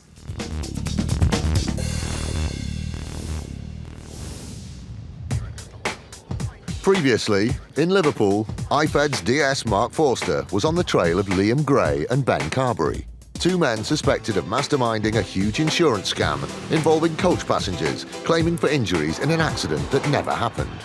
I believe the insurance company had a reserve on all of the claims together at around £150,000. Mark was being given the runaround. All our checks showed that he was still living there. She's saying he's not there, he doesn't live there. Through various inquiries, we managed to identify another address situated in the city centre of Liverpool. This was where they hoped to find Ben Carberry. Did you just live here on your own, did you? The IFED team believed that Liam might be with him, and they immediately went to check out the flat. Well, where are they? Carberry was inside, but there was no sign of Liam. Where's Liam? Is he in there? No. But he was there, hiding in an ensuite bathroom. One more for you. Right, mate. That's it. Right, you're being arrested. Is he often hiding your ensuite, is he? It must be a bit scary for you when you're coming at night. Often not. You got a mobile telephone? You get it back. Having flushed out both suspects, Mark started on the search for evidence, particularly the phones used on the night of the collision. He needed to categorically link the handsets to the suspects. The team now moved on to the final part of the raid, a search of Liam's actual home address, and they didn't have to go far. We're just going down now to a flat within the same building, which we know is a flat that's currently being occupied by Mr. Gray. Police, hello? With Liam under arrest upstairs, they weren't expecting to find anyone else in the flat. But what they did find was more evidence in the form of driving documents. This particular driving licence is in the name of a gentleman who was driving the vehicle, driving the car, that hit the coach up the rear. Though it was found in Liam Gray's flat, it belonged to Kevin Hamilton and was the breakthrough the case needed, a rock-solid link between the two men. It's nice for us because it shows association between the gentleman we've arrested today and the person who's driving the car. This association strongly pointed to fraud. There'd been no connection between the two parties in a genuine accident. Hello. Hello, mate, you all right? Yeah, we found a few nice bits and pieces, all sort of scattered on the bed, so it looks like he's had a tip off that we're coming, and he's rummaged through a load of stuff, potentially with a view of getting rid of it, but he's not done too good a job by the look of it. With the search completed, the suspects were then taken to a local police station for interviews. The raid had been a huge success, and eventually Mark's investigation moved to the endgame, court. All three defendants, Liam Gray, Ben Carberry and Kevin Hamilton, pleaded guilty to conspiracy to defraud in relation to this coach crash. All three defendants received terms of imprisonment at Southwark Crown Court. Liam Gray was sentenced to 14 months imprisonment, Ben Carberry 11 months and Kevin Hamilton a 4-month prison sentence. These three defendants were all young men with their whole lives in front of them. This one moment of stupidity in organising a fraud which was essentially for greed has potentially affected the rest of their lives.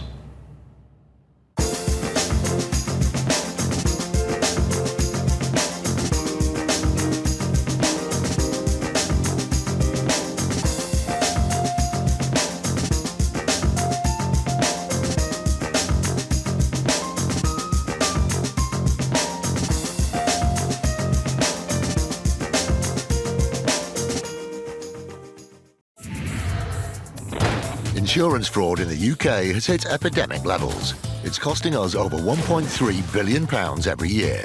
That's almost £3.6 million every day. Deliberate crashes, bogus personal injuries, even phantom pets.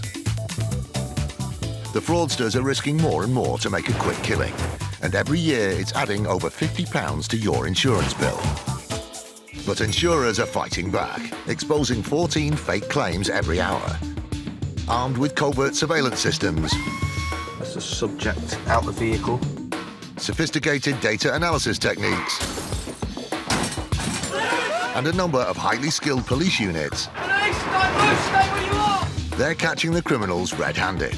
Just don't lie to us. All those con-men, scammers and cheats on the fiddle are now caught in the act and claimed and shamed.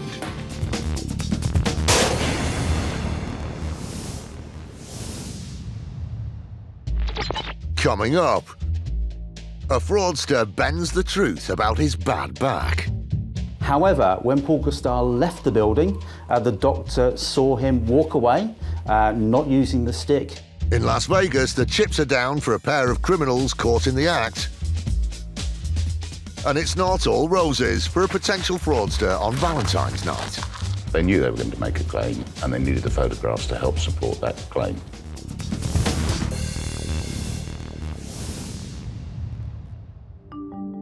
The workplace is a hive of activity. Whether it's a building site, an office, or even a haulage firm transporting goods from A to B. Thankfully, with health and safety being such a priority nowadays, the number of work-related injuries has been levelling off in recent years. But even so, there's bound to be the odd mishap. So when accidents do happen, an insurance policy can be worth its weight in gold. Meet Paul Gustard. He may be sat in his car here, but he used to be employed by a haulage lorry firm. Unfortunately, Gustard was one of the unlucky ones who suffered an accident at work. But never fear, insurance company AXA was there to help him in his time of need, as Richard Davies explains. When the claim first came into AXA at the back end of 2007, Paul Gustard told us he had a very serious back injury. He told us he couldn't work, he told us he couldn't walk very well. In fact, he told us that his whole life was being destroyed by the back pain and was claiming around £100,000 because he couldn't work as a result of that condition. Anyone who suffered from back pain will tell you what a crippling condition it can be. But Gustard was claiming that it was his work that had caused the problem. Paul Gustard was a packer. He worked inside a warehouse. He said that he twisted his back whilst he was working. He normally would carry out an action which required him to move from left to right between 100 and 200 times an hour. But what really alerted AXA to foul play is that during the early stages of their investigation, Gustard moved the goalposts. Soon after the claim was submitted was a change in story. Instead of the injury being caused by a twisting of the back, he was now saying that he'd slipped on a wet surface inside a lorry and claiming that that was what caused his back injury. And for us, such a significant change in story was a real red flag. With a colossal claim on the cards, AXA wanted to carry out a few checks before they settled it. And in cases like this, undercover surveillance is an insurer's best friend, because as we all know, the camera never lies. Time and date are as stated. observations in respect of Paul Guster. Yep, you've guessed it. It was at this point in the road that Gustar's claim hit the skids. We wanted to verify that he actually was in such pain that he couldn't work. So the surveillance team kept a watchful eye on Gustar's every move. Paul Gustar told us that his injury meant that he couldn't walk easily, that he was in a lot of pain, and that he would need a stick to get around at all times. Our surveillance showed something very different. Too right it did, and quite frankly, AXA couldn't believe their eyes. We can see him walking normally. Hardly looks like a man who's struggling to get about. We can see him going into shops. He's come out of the red club shop. It's a bit stung on for the Macklin Electronics. Ah, nice bit of retail therapy, just what the doctor ordered. We can see him bending down. Ah, there's the crippling back condition. Has it locked up? Nope, false alarm. We can see him going to a pub. Hold on, rewind. You're off sick and you're shopping and you're having a swift half. Mind it doesn't interfere with your medication. That appeared to be somebody who has a relatively normal life, certainly not somebody who's completely incapacitated by a back injury which was stopping him working and indeed walking in a normal way. With alarm bells ringing louder, AXA explored other avenues, and a quick chat to Gustar's employer brought about an interesting piece of evidence. He told us that he'd received a text message from Mr. Gustar's partner. She said that she thought that the back injury might have been caused by Paul Gustar pushing the car up a hill. Well, that's thrown a spanner in the works. Pushing a car up a hill. No wonder you got bothered with your back, mate. We were able to show that the AA had been called out to the car at the same time. So we were convinced that the vehicle had indeed broken down. For us, that added some credibility to the thought that Paul Gustar had injured his back whilst pushing a vehicle up a hill. He might have been wearing camouflage in the surveillance footage, but there was no hiding the fact that Gustar was attempting to con AXA out of £100,000. It does appear that in this case, the employee is making up that claim, that actually the injury, if it existed, was nothing like as bad as it said it was. And indeed, as we found out, that Paul Gustar may have had a back injury before he submitted the claim to us. When it comes to personal injury claims, medical evidence is a must. But unfortunately for Gustar, a trip to the doctor proved to be the kiss of death for his claim. The key piece of evidence came from his doctor. It's doctors that normally provide the confirmation that an injury has actually occurred. And one particular doctor assessed Paul Gustar's injury.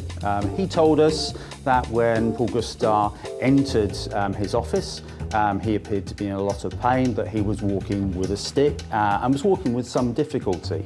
However, when Paul Gustar left the building, the doctor saw him walk away, not using the stick, and walk away without any visible pain. Between the surveillance, the incriminating text and the statement from the doctor, AXA had a mountain of evidence and unsurprisingly denied the claim. When the evidence was put to Paul Gustar, he decided to walk away. He decided that he didn't want to make that claim anymore.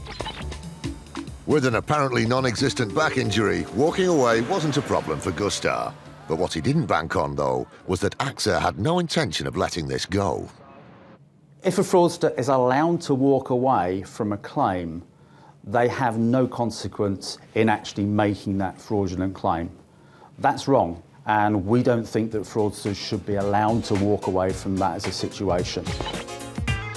AXA took Gustar to court, where he was found guilty of fraud and sentenced to a 3-year suspended sentence.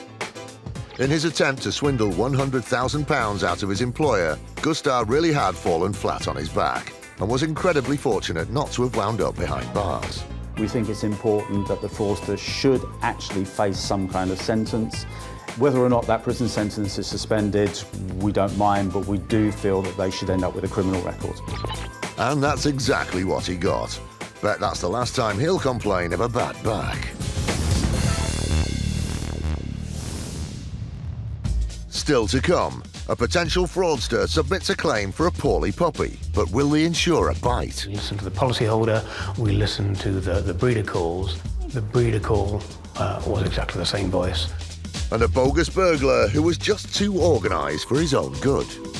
First thing they noted was a folder entitled List of Items Taken, which straight away they thought, oh, this seems very strange.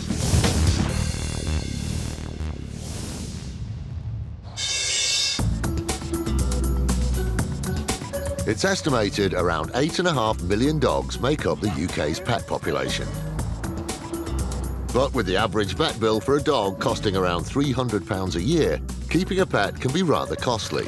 So when your little pooch falls ill and needs expensive treatment, pet insurance is a must.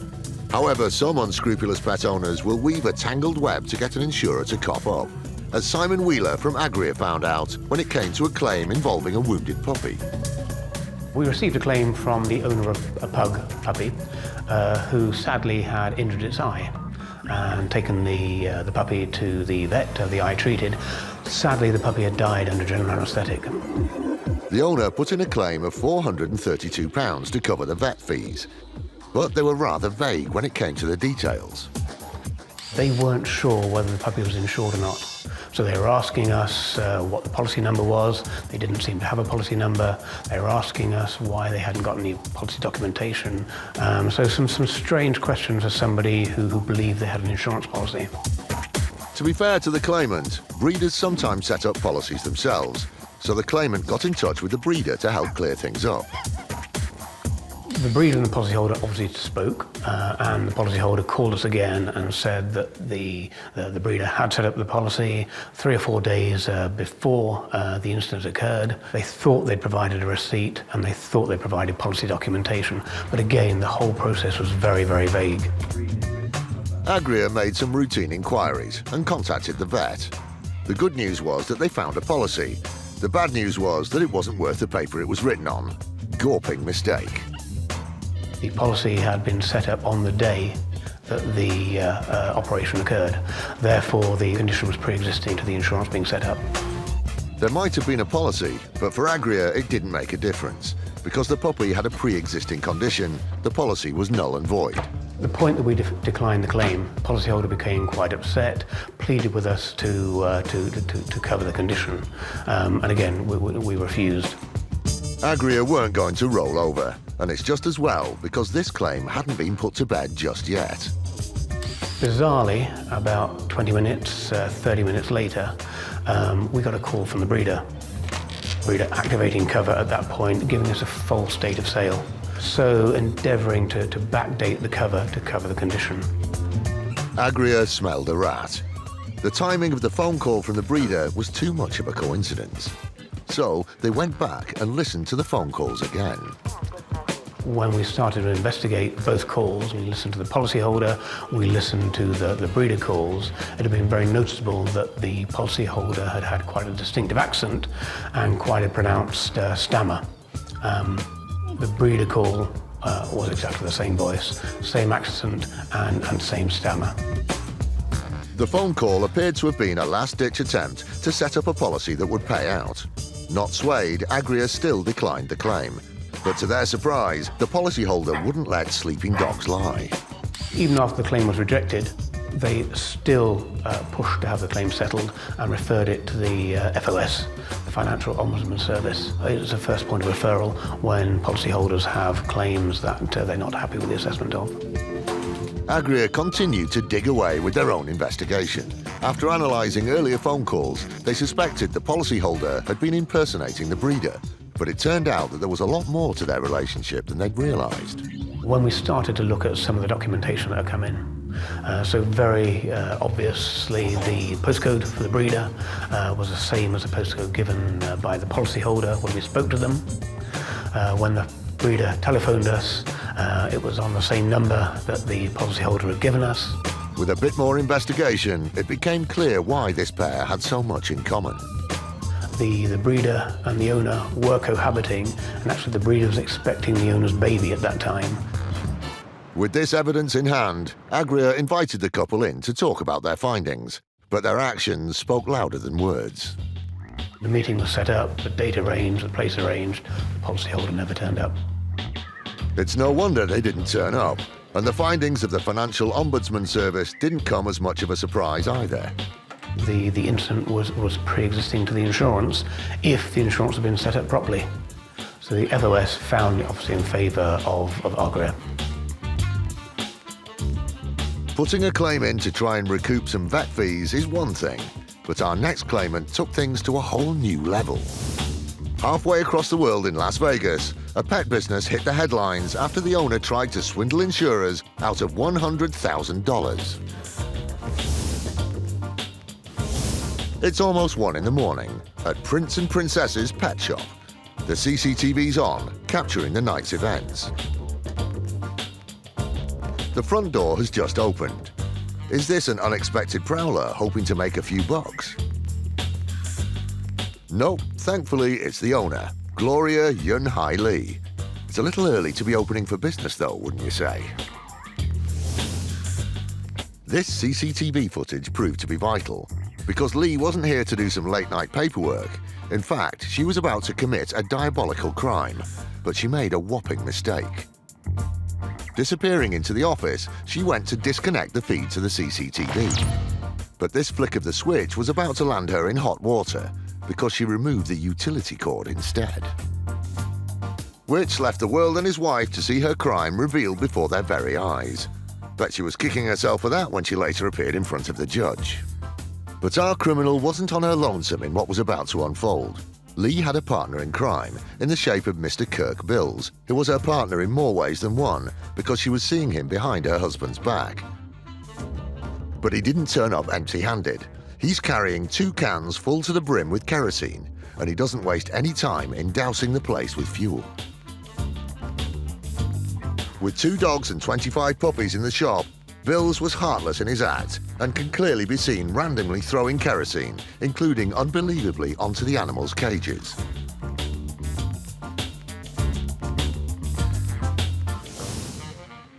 With the scene set, Lee disappears from the pet shop, leaving Bills to light the touch paper.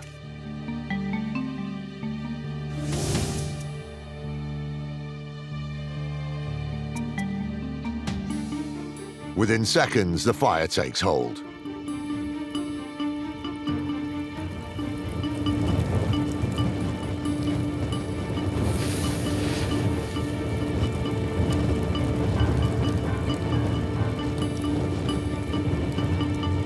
Bills makes a hasty exit, leaving the animals to perish as the store goes up in flames.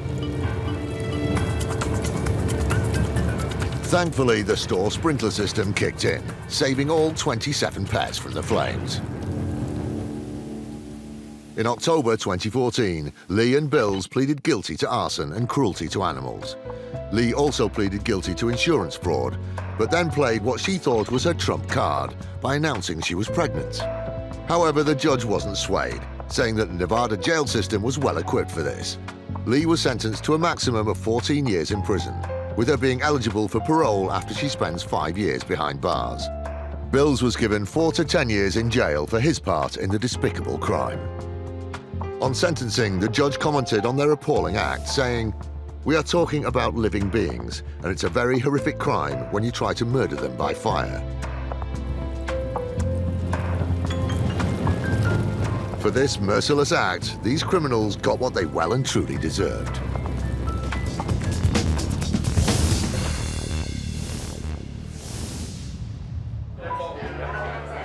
Red roses, chocolates, cupids and hearts. All romantic gestures for the one you love.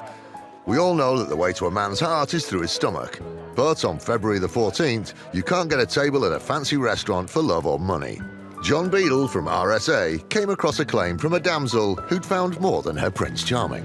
This has got a bit of a romantic twist to it, this story, because it allegedly happened on Valentine's night. And a lady and her partner had booked a table and were on way to have a romantic Valentine's dinner.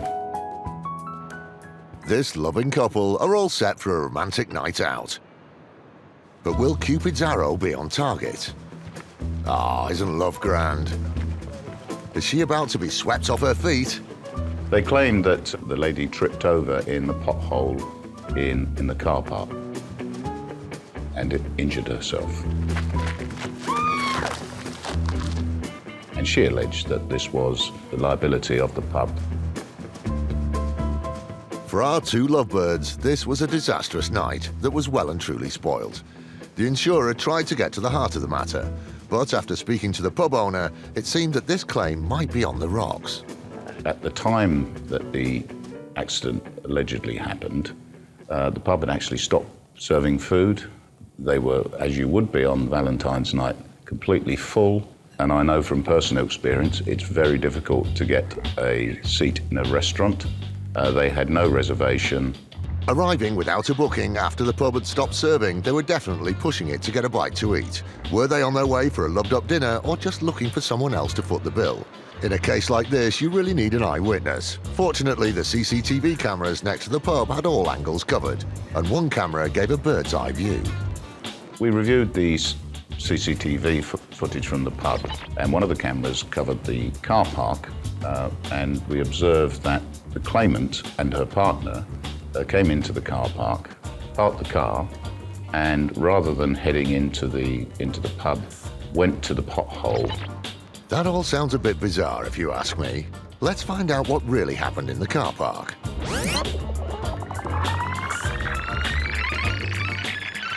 So the couple did drive in. They got out and walked through the car park. Hope you've clocked that they weren't holding hands. Not sure she's fallen head over heels though. It's all a bit suspect if you want my opinion. The lady in question and her partner were taking photographs of the Pothole. Photographs. Yep, that's clearly a camera flash. So let's get this straight. They parked up, jumped out, took a few snapshots of the Pothole, and they didn't even go in the pub for dinner. We feel this was all a premeditated step. They knew they were going to make a claim, and they needed the photographs to help support that claim. The way you're running to your car, you don't look like you've much of an injury there, sweetheart. These people simply weren't there, didn't have a reservation, and weren't on their way to dinner at the pub. Unsurprisingly, RSA weren't going to pay up, which meant that this potential fraudster could kiss her claim goodbye.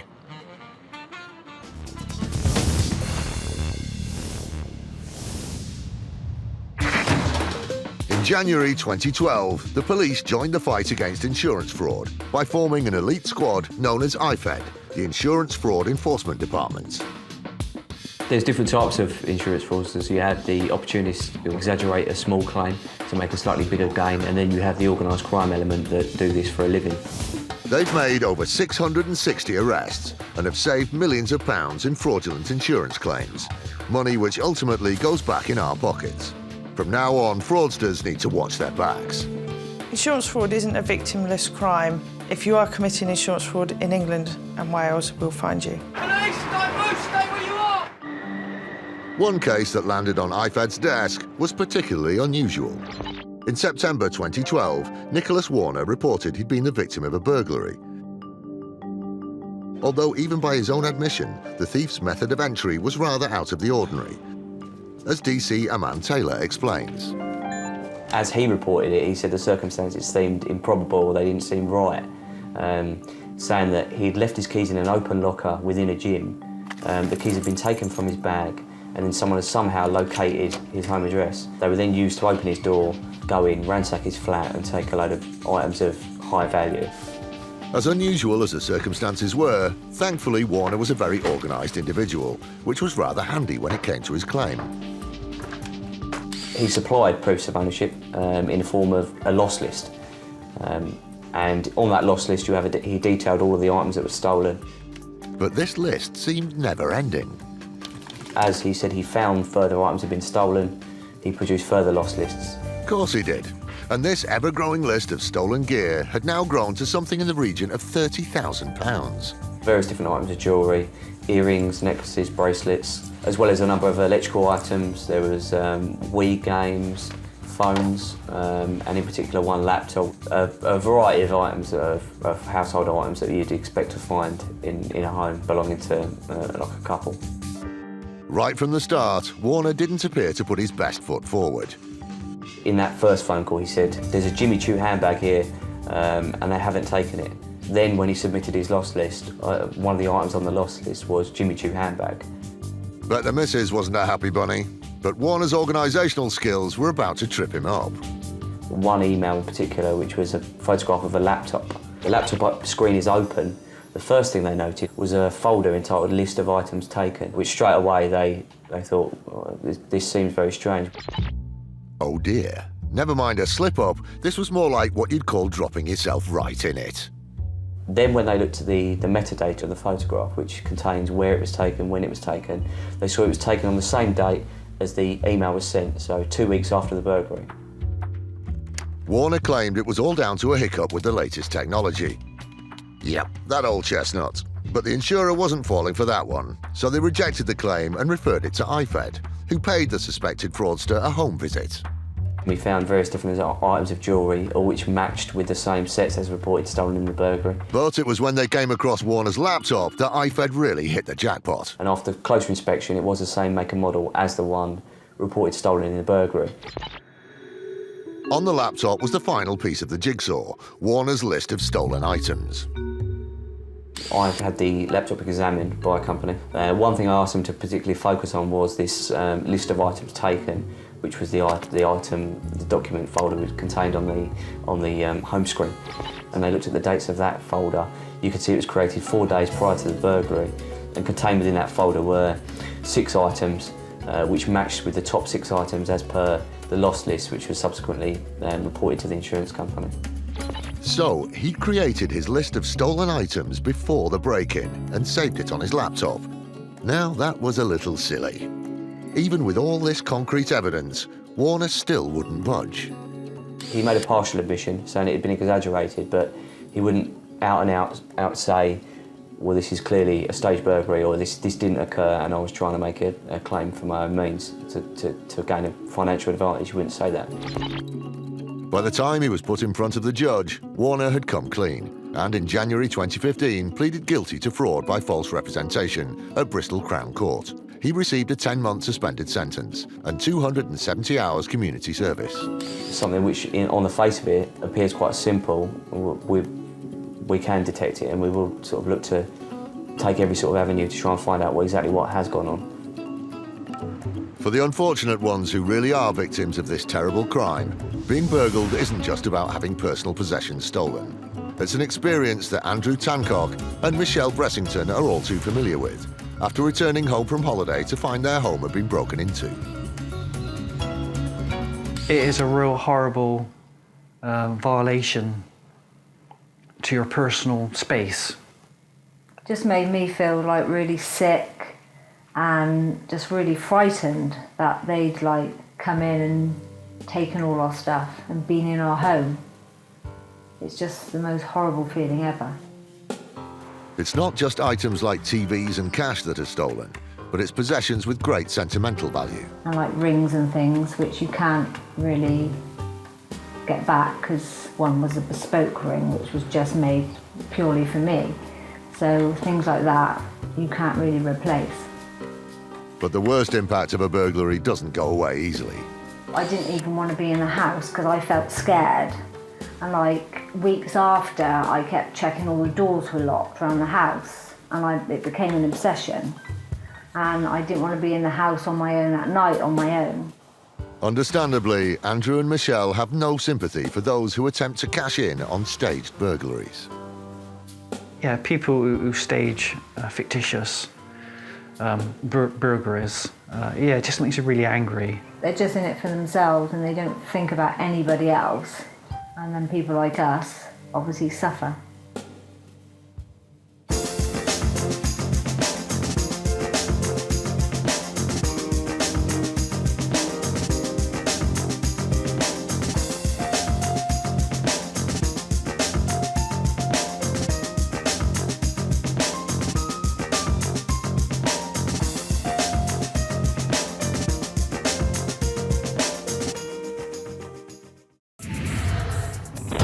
Insurance fraud in the UK has hit epidemic levels. It's costing us over £1.3 billion every year. That's almost £3.6 million every day. Deliberate crashes, bogus personal injuries, even phantom pets. The fraudsters are risking more and more to make a quick killing, and every year it's adding over £50 to your insurance bill. But insurers are fighting back, exposing 14 fake claims every hour. Armed with covert surveillance systems, That's the subject out the vehicle. sophisticated data analysis techniques, and a number of highly skilled police units, they're catching the criminals red-handed. Just don't lie to us. All those conmen, scammers and cheats on the fiddle are now caught in the act and claimed and shamed.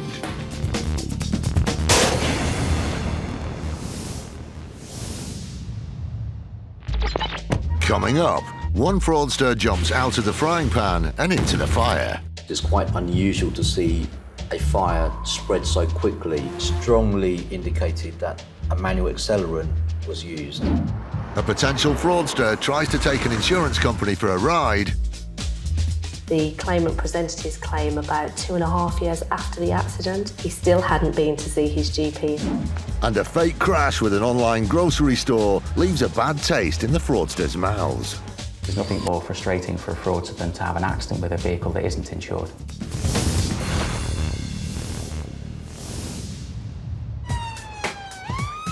The fire service attends just over 210,000 fires a year. When a home or business goes up in flames, it can see people's possessions and livelihood disappear in a matter of minutes.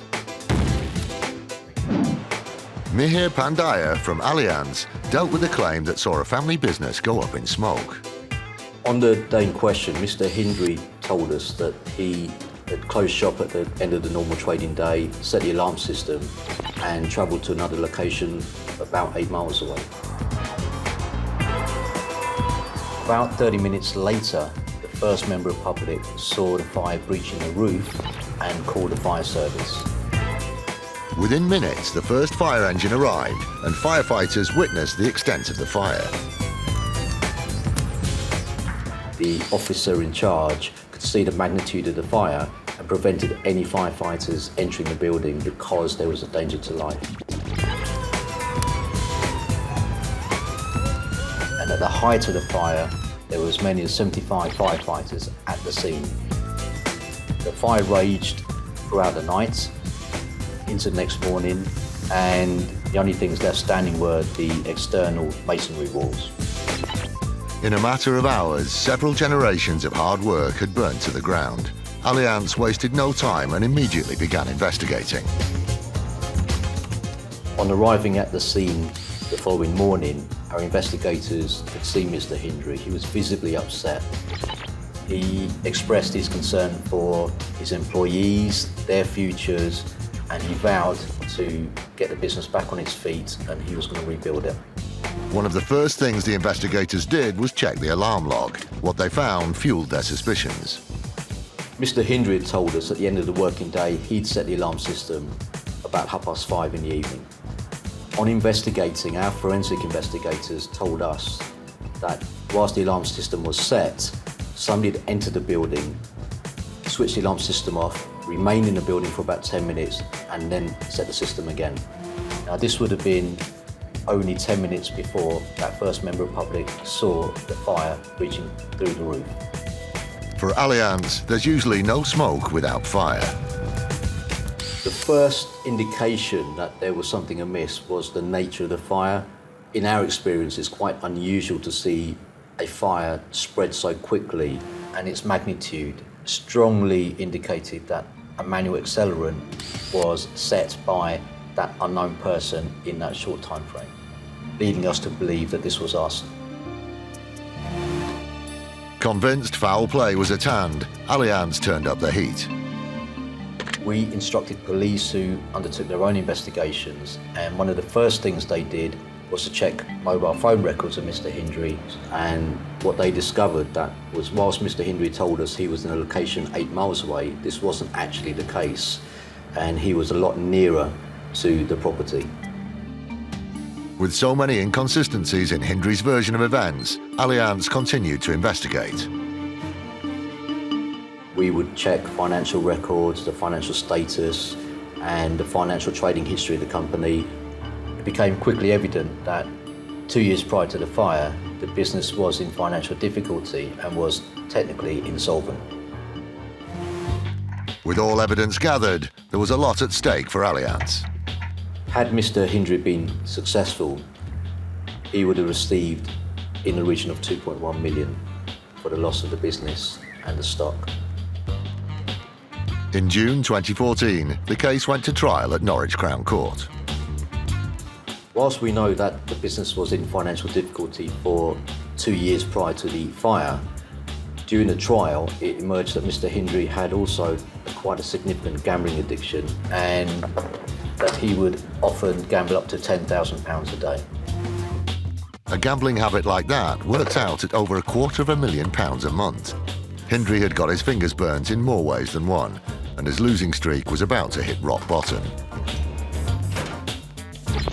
His lies led to his downfall. Hindley was found guilty of fraud and arson and received a 6-year prison sentence. The actions of Mr. Hindley had not only impacted on his family, who were his business partners, so between them they'd lost a £2.1 million business, but also his long-serving employees, who clearly held Mr. Hindley in very high esteem, and I'm sure would have been very, very disappointed with what happened. To see a family business turn to ash is heart-wrenching. In the summer of 2011, one business became the centrepiece of the riots in Croydon.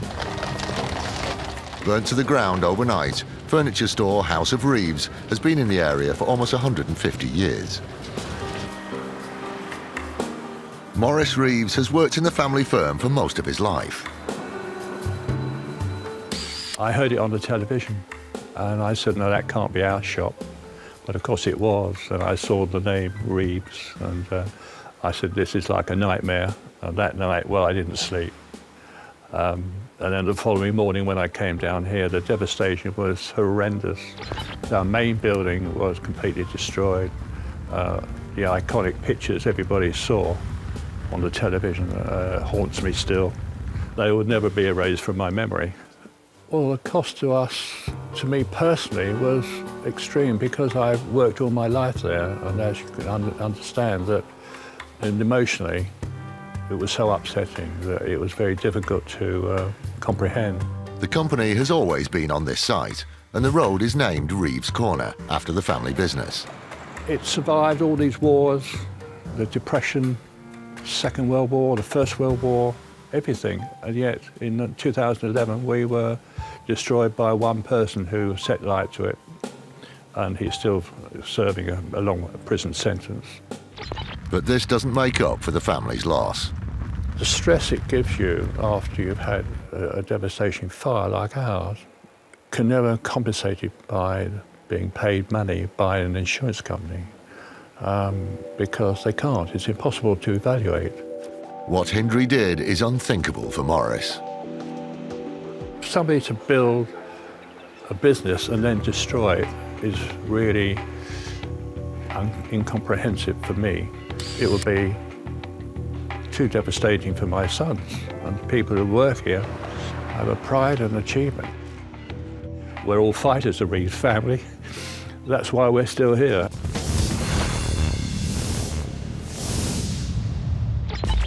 Still to come, one claimant gets caught with his trousers down. Actually, it's quite amusing because this gentleman had a lucky habit. And an insurer calls time on a potential fraudster's claim. Didn't discover the item was missing until at least 2 hours, and for something as big, chunky and worth nearly £25,000, we found this slightly unusual.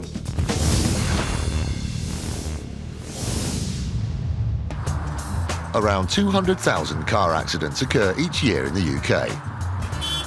Whiplash injuries can be extremely severe, with aches and pains lasting for months. Unsurprisingly, insurance companies see more than their fair share of these types of claims. But some are more unusual than others. Sarah Hill from BLM ended up dealing with one such case. The accident was quite straightforward. It was a rear-end road traffic accident. The claimant was claiming that he'd suffered neck and back injury, so whiplash injury, and the claim was worth in the region of £15,000. Whiplash claims are usually brought to insurers' attention not long after the accident, but this claimant was working to a completely different timescale. Following a road traffic accident, it is usual to see a report of an injury within two weeks to a month after the accident. The claimant presented his claim about 2.5 years after the accident. He still hadn't been to see his GP. That's right, not 2.5 weeks, not 2.5 months, but 2.5 years. Now, why on earth would someone be looking for compensation so long after the accident? Well, investigations revealed this potential fraudster had been approached by a claims management company. This was an encouraged attempt to make a claim. The claimant was advised that he could make an injury claim up to 3 years after the accident and therefore decided to make that claim. Of course, you can't submit a claim without evidence, but luckily for this chap, the claims management company had that covered. The claimant's legal advisors sent him for a medical report. The allegation was it was so severely impacting upon his hobbies, his daily activities, and actually he even went as far as saying it had impacted upon his work life because he'd had to speak to his line manager about rearranging some of his work schedule to accommodate his symptoms. So we have a claim for injuries complete with medical report and what sounded like a drastically affected lifestyle. But BLM's clients wasn't about to get the checkbook out just yet and decided to do a bit of detective work. And it's just as well they did. It came as quite a surprise when our intelligence team undertook some social media searches. The claimant, just about 1 month after the accident, had been involved in a 100-kilometre trek, so clearly not displaying any symptoms of injury at that point in time. And there was plenty more evidence where that came from. So, what's he been up to? 6 miles in a decent time. Phew, you must be in really good shape. 3 peaks in terrible weather. Be careful up there, you might come a cropper.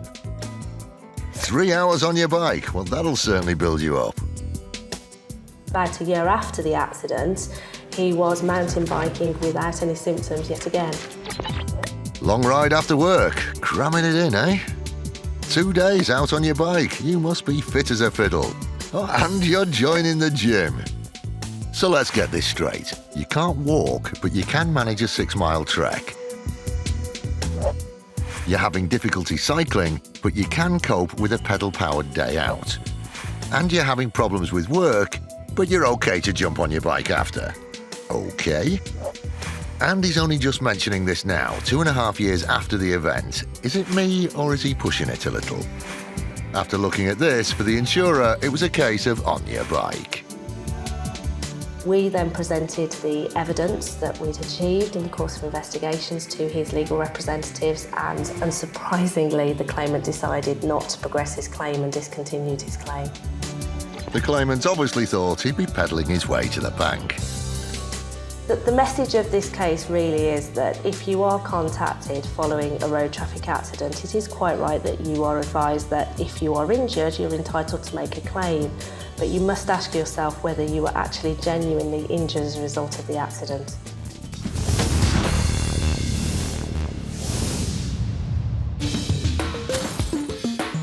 Crash for cash is becoming a major policing issue. Cars working together to cause deliberate accidents are milking the insurance industry of just over £390 million a year. Crash for cash starts when 1 or 2 cars move in front of the victim. The first car brakes, giving the second car a reason to come to an abrupt halt, causing the victim's car to go into the back of them. The driver of the car that's been hit can then cash in on a hefty insurance payout. Stage accidents like this have become a serious social problem. But it isn't just the insurance companies who are the victims. DCI Angie Rogers heads up the Insurance Fraud Enforcement Department, one of many forces tackling this dangerous crime. If people are out there committing insurance fraud on our roads and deliberately crashing into people, there's a risk of serious harm, injury, or even death. With Crash for Cash on the rise, insurers and the police will use everything in their power to bring these criminals to justice. But it isn't just car drivers who are victims of this dangerous crime. Ian Emery is a senior associate at law firm Hill & Dickinson. He represents a number of commercial clients who are sitting ducks when it comes to crash for cash. There are a number of reasons why fraudsters target commercial vehicles. One is that they are larger than a car, for example, and so there's more chance of a collision actually taking place. Another reason is that commercial vehicles will always be insured. There's nothing more frustrating for a fraudster than to have an accident with a vehicle that isn't insured. Ah yes, don't you just hate it when that happens? You go to all the trouble of staging a crash for cash, and then there's no insurance to claim on. This makes business vehicles such as the white van a particular favourite for fake accidents. With general insurance claims that we look at, the Ford Transit features in approximately 7% of accidents, but when we look at induced accidents, the same vehicle features on approximately 15%, which would suggest that it is being targeted in that type of accident. But commercial drivers are fighting back. When it comes to any kind of collision, a reliable eyewitness is crucial. So companies like Ocado have armed their vehicles with something that never takes its eyes off the road. Having cameras installed in commercial vehicles can really assist our clients because the evidence that they get from a camera such as this that films an accident taking place where someone has stopped deliberately can really help defend the claim and can be the silver bullet. It certainly can, as a trio of crash for cash criminals found out when they tried to use an online grocery business as their meal ticket. This claim involved an Ocado delivery van on the outskirts of London who was driving in heavy traffic and unavoidably hit the car in front. As a result of this accident, there was some minor damage to the front of the Ocado delivery van and some minor damage to the car, to the rear bumper of the car as well. With over 23,000 traffic collisions on London's roads every year, it sounded pretty plausible. But when Ocado's insurers later received 3 whiplash claims of around £20,000 from the occupants of the car, it was time to check out the footage from the grocery van cam to see exactly what had happened. Okay, what we can see in this footage is that the delivery van is proceeding in heavy traffic in London. The car in front slows down and speeds up on a number of occasions before finally slamming on next to the bus stop. Could this just have been a doddery driver? Not according to Ian. When we review footage and we see that a car speeds up and slows down on a number of occasions before finally stopping suddenly, it suggests that the driver is maybe trying to commit the act of deliberately slamming on, but maybe isn't sure how hard to brake and maybe has to test it a couple of times before finally going through with the manoeuvre. The onboard camera not only captures the incident, but it's specifically designed to record when the van brakes sharply or there's an impact. This claim was starting to smell decidedly off, so the occupants of the car were asked exactly why they'd been so heavy-handed, or rather footed, with the brakes. Each of the claimants came back with a description that there was a lady at the bus stop on the left-hand side who was either stepping off or about to step off the curb, which is the reason why they'd stopped suddenly. When we reviewed the footage, we could see that there was no lady at the bus stop, and that's when our concerns were really confirmed that this was an attempt to pursue fraudulent claims against our clients. Okay, now I know the footage is a little grainy, but no, I can't see a woman or anyone standing by the bus stop. It was quite clear to see there was no old lady, there were no other people, there were no children on bikes, there was no reason whatsoever for them to have stopped. There was no one on the pavement at all, and there wasn't even anyone on the other side of the road who was potentially crossing the road either. The claimant's account of a ghost granny left Ian and his team with no doubt that they were dealing with a classic case of crash for cash. Or were the claimants just trying a supermarket sweep? I think the fact that they gave a version of events that seemed plausible, there was someone stepping off the curb, they thought that would be a good enough reason to justify why they stopped suddenly. And they clearly weren't aware that they were being videoed by the vehicle behind, and that video would show conclusively that there really wasn't anyone there and there was no reason for them to stop. Convinced that this was a fraudulent claim, Ian set the wheels of justice in motion. In this case, once we'd identified the concerns we'd had and we'd reviewed the footage, we passed the matter to the police. They investigated, they arrested the 3 individuals in the vehicle in front. This claim was definitely past its sell-by date, and you would have thought the fraudsters would have checked out here, but not so. Even after they were arrested by the police and questioned and shown the footage, they still decided to plead not guilty at the criminal trial, but thankfully the strength of the evidence that we had, including the footage, meant that they were convicted. All 3 occupants of the car were convicted of fraud. and each received 3 months behind bars. I suspect that when they reached the decision to pursue this fraudulent claim and to set up the accident, I don't think they ever thought that it would end up with the police knocking on their door and ultimately them spending 3 months in prison. After trying to defraud the grocery company, justice had been delivered, and Ian's in no doubt as to why the case was so successful. Without the footage, it would have been a much more difficult case to defend because it would have been the word of the Ocado driver against the 3 occupants in the third-party vehicle. So having the footage really did help us immensely in this case. And any other fraudsters who think online grocery vans are a sweet treat when it comes to insurance claims are quite frankly off their trolley. I think fraudsters see this kind of accident as easy money relative to other areas of crime, and also I think they see it as relatively low risk, but I think this case is a good example of where it's not easy money and it's not low risk and it can have some quite serious consequences, including, in this case, a custodial sentence.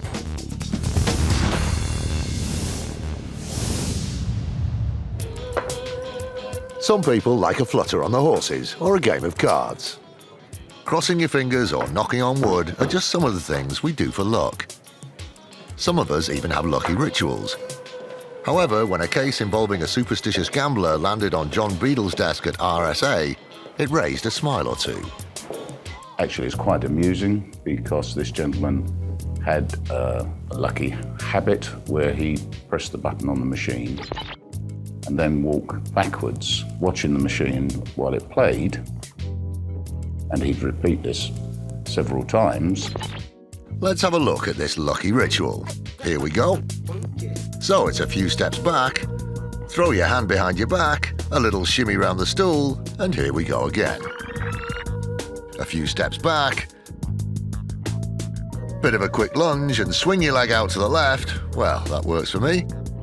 But this prancing punter's lucky moves turned out to be his downfall.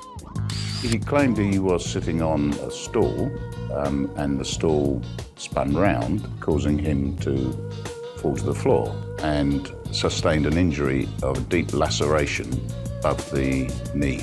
And the claim was for in excess of £13,000. 13 grand is a windfall for any gambler, and unsurprisingly, this fella thought he was going to be quids in. But what he didn't bank on were the CCTV cameras that captured the truth. Oh, what a fall. But I think his luck might have just ran out. Well, we became suspicious very early on when they reviewed the CCTV, and it showed that the claimant actually didn't fall off the stool that he allegedly had. Now, there's no disputing that this fella has had a nasty fall. But it doesn't look like he has any intention of getting up. In fact, he's really milking it. It's been nearly 2 minutes and he's still on the floor. What on earth is he waiting for? Ah, there you go, a knight in shining armour. And as luck would have it, a potential witness. On your feet, son. Oh, there he goes again. Never mind the stool, this chap's acting like he's been hit by a bus. Now, I've seen some overacting in my time, but this really takes the biscuit. Hey, what's he doing? Trousers are coming down now. No one wants to see that. You just take 5, mate. But despite his ordeal, our unlucky gambler still managed to check if he's hit the jackpot. Trousers on and back on his feet, it's back to business. But as far as RSA was concerned, all bets were off. He said that the stool was 40, and of course the CCTV showed that he wasn't sitting on it at all. The injury is caused really by his own stupidity. And it's one of those cases where an accident is an accident, and there is really no blame or liability on anybody apart from himself and his rather peculiar betting habit. So to anyone out there who thinks they can cheat the system, remember that the house always wins, no matter how much of a song and a dance you make out of it.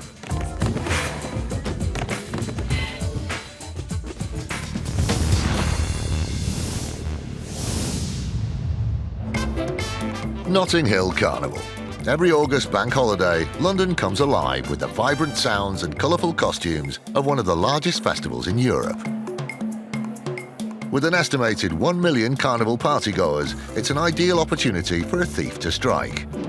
Insurers TH March & Co. dealt with one claimant who lost more than he bargained for. We were notified by our customer that he had unfortunately lost his gents 18-carat Rolex Daytona gold watch, which was as a result of a scuffle which took place at the Notting Hill Carnival in August 2014. And this particular gold watch was worth a bob or two. £25,000 by most people's standards is a lot of money to spend on a watch, and in fact it's probably worth more than most people spend on their car. It wasn't just the value of the watch that caught the insurer's eye. What we found particularly unusual about this loss was that it wasn't discovered until 2 hours after the alleged assault, scuffle, mugging took place. I don't know about you, but if I was actually assaulted or bumped into the street, the first thing I'd do is check my possessions. In this particular case, the gentleman concerned didn't discover the item was missing until at least 2 hours, and for something as big, chunky and worth nearly £25,000, we found this slightly unusual. But for the insurer, there was still one missing link.